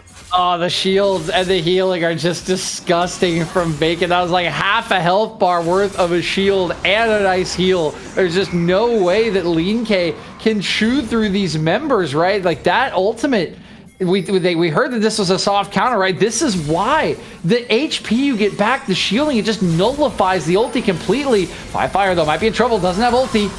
No, it does not, but still has quite a bit of AD damage. Tries to dash forward, and Srtty almost finishes him off, but is going to get shut down. It's 55 seconds now that the blue team has where Fire is off the map. These are the best times to be on the blue side, but they're losing their inhibitor turrets anyway, as they're just getting out-rotated around the map by this Baron buff. The engage coming on through onto LeenK. He's about to get a little bit more mileage out of that Karthus ultimate as he gets taken down, and Dinka dashes away with the Dark Passage. Yeah, I mean, he's not even going to pop it, right? Vakin has the trigger seed cooldown, so it's pointless. They're just going to lose an inhibitor and maybe more. Looks like Fire's side will play this one safe. They will back away. They know they have this game in control as Dinka has now scaled, got that 3 items. The full shield and heals are online, and Fire is literally full build at 31 minutes with 17 kills as Guardian Angel is completed. How do you get this done if you are Team DarkWings? Your jungler, who has all your consistent damage, cannot survive for more than 2 seconds, and your mid laner is a burst assassin. How do you chew through Fire's like 4 health bars at this point? Yeah, I mean, there's so few opportunities, right? He's unkillable and has 3 different abilities that make him unkillable. If you do actually manage to kill him once, it's absolutely nuts here, as Fire is just completely taking control of the game. That man is respawned. He is running out from the base as the Drake is going to be spawning in a minute. This is Soul on the table. It is Ocean Soul, Gordo. How much more disgusting could we make this? There's already so much healing, shielding, health bars on this side, and they might get an Ocean Soul on top of it. They're just running Winter out of his own jungle, setting up the wards. LeenK is trying to split push. Like, this is going to be the last desperate attempt for Team DarkWings. If they cannot shut this down, this game looks to be over for them. Screw it at this point. Put Zyko on the Zillion. Give Fire more lives. Bring old Yorick back from the dead so that he can clone this Tryndamere and give him another life as well. It's so nuts how much survivability Fire has. As there's going to be another engage coming on through from the side of Dinka, trying to lock down onto Sketchdreams. He's looking like he's going to be able to escape, but he's pretty much zoned out of the entire fight. Srtty going to come on in. That's a big ulti from DarkWings, but Fire turns around and smacks him with the big sword, finishes off that kill. Now the turnaround coming on through from Sketchdreams. He manages to finish off that kill, but there's 2 taken down on the other side. Fire now in a 1 versus 1 up against LeenK. He's going to finish him off too. Dashes away. Still has the Undying Rage, by the way. Still has the GA as well. Has not been obligated to use any of those as of yet, and is instead just going to take this giant with his team. Oh my god, Fire, this champion, this player, just a disgusting combination. It's total dominance from him and the squad. They will get the Ocean Soul. They will win the fight, and Yeah, Gordo, it's just so hard at this point. There is just way too much in terms of itemization, in terms of gold. You saw how hard it was in that fight, right? There's Sketchdreams gets locked up from moment 1 to moment 0. He doesn't get to do absolutely anything. He cannot get through Dinka, and by the time the fight reconvenes in any way, shape, or form, everybody's just dead to Five Fire. It's just way too much. Yeah, and Ocean Soul's just going to make that worse. That's now been finished off by Five Fire and his team. As, yeah, I mean, they can pretty much just spin right at the opposing team now and take fights willy-nilly. It feels like it should be very difficult for them to lose here unless they do something, something very questionable. I mean, Dig Baron, maybe? About your only hope at this point? Has anyone here played for Dignitas Academy or Digmig? That's the big question. I think the answer is no, but I don't have a perfect memory. But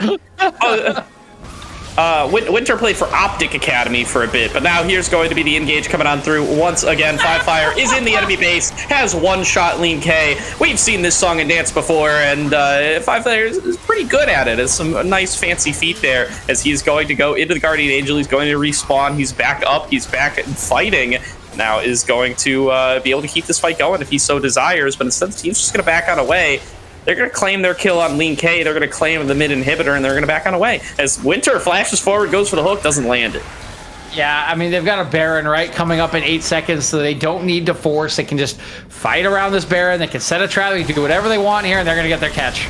Oh, that is the pick on the Srtty that they were looking for. Srtty managing to stay alive for a little bit here. Goes on in for the Hextech ultimatum on a Zyko. Not going to be able to make it work. Now DarkWings is getting engaged on next. He's going to get taken out as well. Vakin in a 1 versus 2. Okay, Ivern, maybe not the kind of 1 versus 5 carry that Five Fire is, but Five Fire's that kind of carry. As Five Fire's going to go under the turret, just look at a one-shot. The opposing bot lane as the king of amateur at 21-8-7 is going to look to close on out this game and claim himself his first win here in the Amateur Showcase.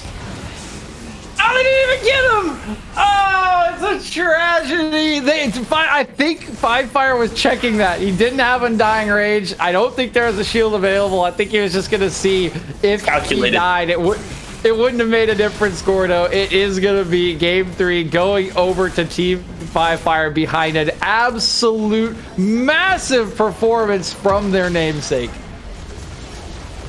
Yeah, huge plays there. Five Fire, you know, he got himself fed early on the Tryndamere, and you know, that's really it. Feels like it's selling the rest of his team short to say that, but coming into these later fights, it really did feel like it doesn't matter who your teammates are at that point. You just dive into everybody. You trade yourself 1 for 2 in 3 or 4 fights in a row, and that's all it takes. Five Fire rampaging through this game on the Barbarian. Yep, and again, it was certainly enabled by that Ivern pick that we saw. The soft counter to Karthus, the enabler for a lot of these plays. You got the tanky body and Dinka. All of that just enables Five Fire to just dive on in there, right? You can get damage from the Jid, you get the Unstoppable Force, you have shields and heals for days, and it does just pay off massively.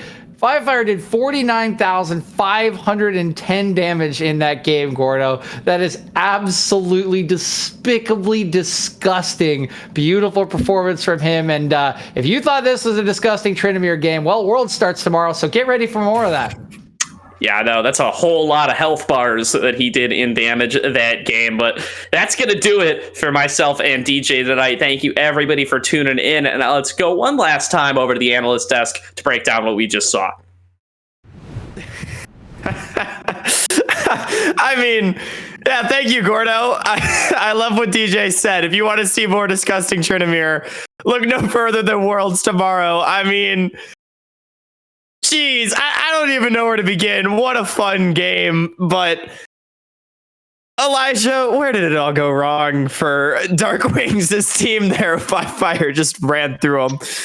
Well, something I noticed midway through the beginning of the game was calling back to a certain tier list. Mr. LSXYZ9 put together a tier list in which Five Fire's team have A+ picks across the board on topside. You notice topside did very well. Things went very well on top. However, Jin being a D tier pick, obviously will get shafted by the S tier pick Draven. things happen according to that man in some way, shape, or form, and I expect to see more of it. I mean, it was looking rough on the bottom side for a minute. LS's tier list almost prophesized the game, but unfortunately, I said, this one was for bragging rights, and I think Fire himself is going to be feeling pretty good about how this game ended up going. I mean, they may have lost the war, but they certainly won the battle here, with this game number 3. Pukar, do you have any thoughts about this one? I believe you're still muted. Every time, man. Even though they picked Tryndamere like R1, R2, blue side never picked any champions that could like really handle this champion, even in the 5v5. So, like the caster said at the end there, Fire was able to split and then group and trade 3 for 1, 4 for 1, create a lot of damage. Sometimes he didn't even trade; he would get out, getting like 2 people. I mean, this pick was ridiculous. I really liked how he was less stagnant in this game. In the first 2 games, he kind of stayed in his own lane and kind of tried to win that way. But in this one, he got his 1v1 lead, and then he rotated to group with his team, and they had so much CC to let him thrive in this game towards the end. Absolutely. I mean, it was fun to watch. This game, I feel like there was so many crazy things that happened, and I feel like all the players really got to show off, right? We finally saw a little bit from everybody, and it was great that Fire and their squad were able to take home the win. And I guess so. We talked about how in the early game it was DarkWings and his squad, the blue team, winning top side and bottom side. But then, as Pukar, you just mentioned, it was Fire on the Tryndamere able to get his 1v1 advantage and translate it through towards the team. And I'm wondering if, Elijah, maybe you could shed some more light on exactly how he was able to do that. Any particular plays maybe that stuck out in your mind? I mean, when you have a matchup like Tryndamere and Kiana, you see it even, right? It's a situation where Kiana, if she can't get turbo far ahead, is essentially unable to really do anything to really threaten the Tryndamere. Right. I mean, you're trading into having to trade into Tryndamere W and having to trade into just the fact that he can just sit there and stack rage on you while you're in grass blade or grass form, which is usually the way the Kiana gets around some of these more difficult matchups. It just turns into, I guess I'm just waiting to get pushed in and roam down repeatedly. And unfortunately, when you're in that kind of a situation, you have to eat it. Right, and especially that's not a situation that Kiana really wants to be in either, right? Because she likes to make her own plays too. So it can definitely make things suboptimal for the Kiana for sure. Pukar, do you have any other thoughts on how this game sort of all of a sudden just became the Tryndamere show? Yeah, I'm just really glad that Fire's team was able to show out in one game. Obviously, game 2 was kind of in their hands, and they let it slip through a little bit. But I'm glad that we had, one stomp for each team and then one really close game. And I really loved how they played the side lanes in this game opposed to the first 2 games. So I'm really glad that they could show that they could do that. Yeah, it was certainly awesome. And I feel like you said it best. 2 games in the series, the first and the third one went a little bit more towards one team or the other, but the second game was certainly extremely close and only ended off the back of one insane team fight. And I feel like all 10 of these players got to show themselves off the way that they may have hoped. And congratulations to DarkWings and his squad for taking the 2-1 win here in Amateur Arena, presented by AOE. Of course, this is built for the players to be able to show themselves off and market themselves as LCS and Academy caliber players. And we are so proud of what they were able to do. And I know I, for one, am super happy to have been a part of it. Elijah and Pukar, thank you so much for joining me tonight. I will toss it to Pukar first. Any final thoughts on the games today before I send it away one last time? No, I love all these players. They're super hyped to watch. They have great personalities. Once you start talking with them, interacting with them, they're just great guys. They're all upbeat. They all try really hard. I don't know how to say it anyway else. They're just they're really good guys. Awesome. You love to hear it from a man that has coached them himself. And Elijah, how about you? Any final thoughts before I send it off? Honestly, get more in the coming weeks of Amateur Arena, and I hope that it continues to be, high energy, high impact. Awesome. High energy and high impact are all we can hope for. Thank you so much one more time, gentlemen. Thank you so much to DJ and Gordo as well for absolutely rocking the cast for 3 straight games. Thank you to AoE for putting on the Amateur Arena. We'll be back tomorrow night at 7 p.m. same time for another stream. I believe it will be Finnick and Gofarino holding it down on the caster desk tomorrow night. I've been Hawk. Thank you for joining us, and we'll see you guys tomorrow.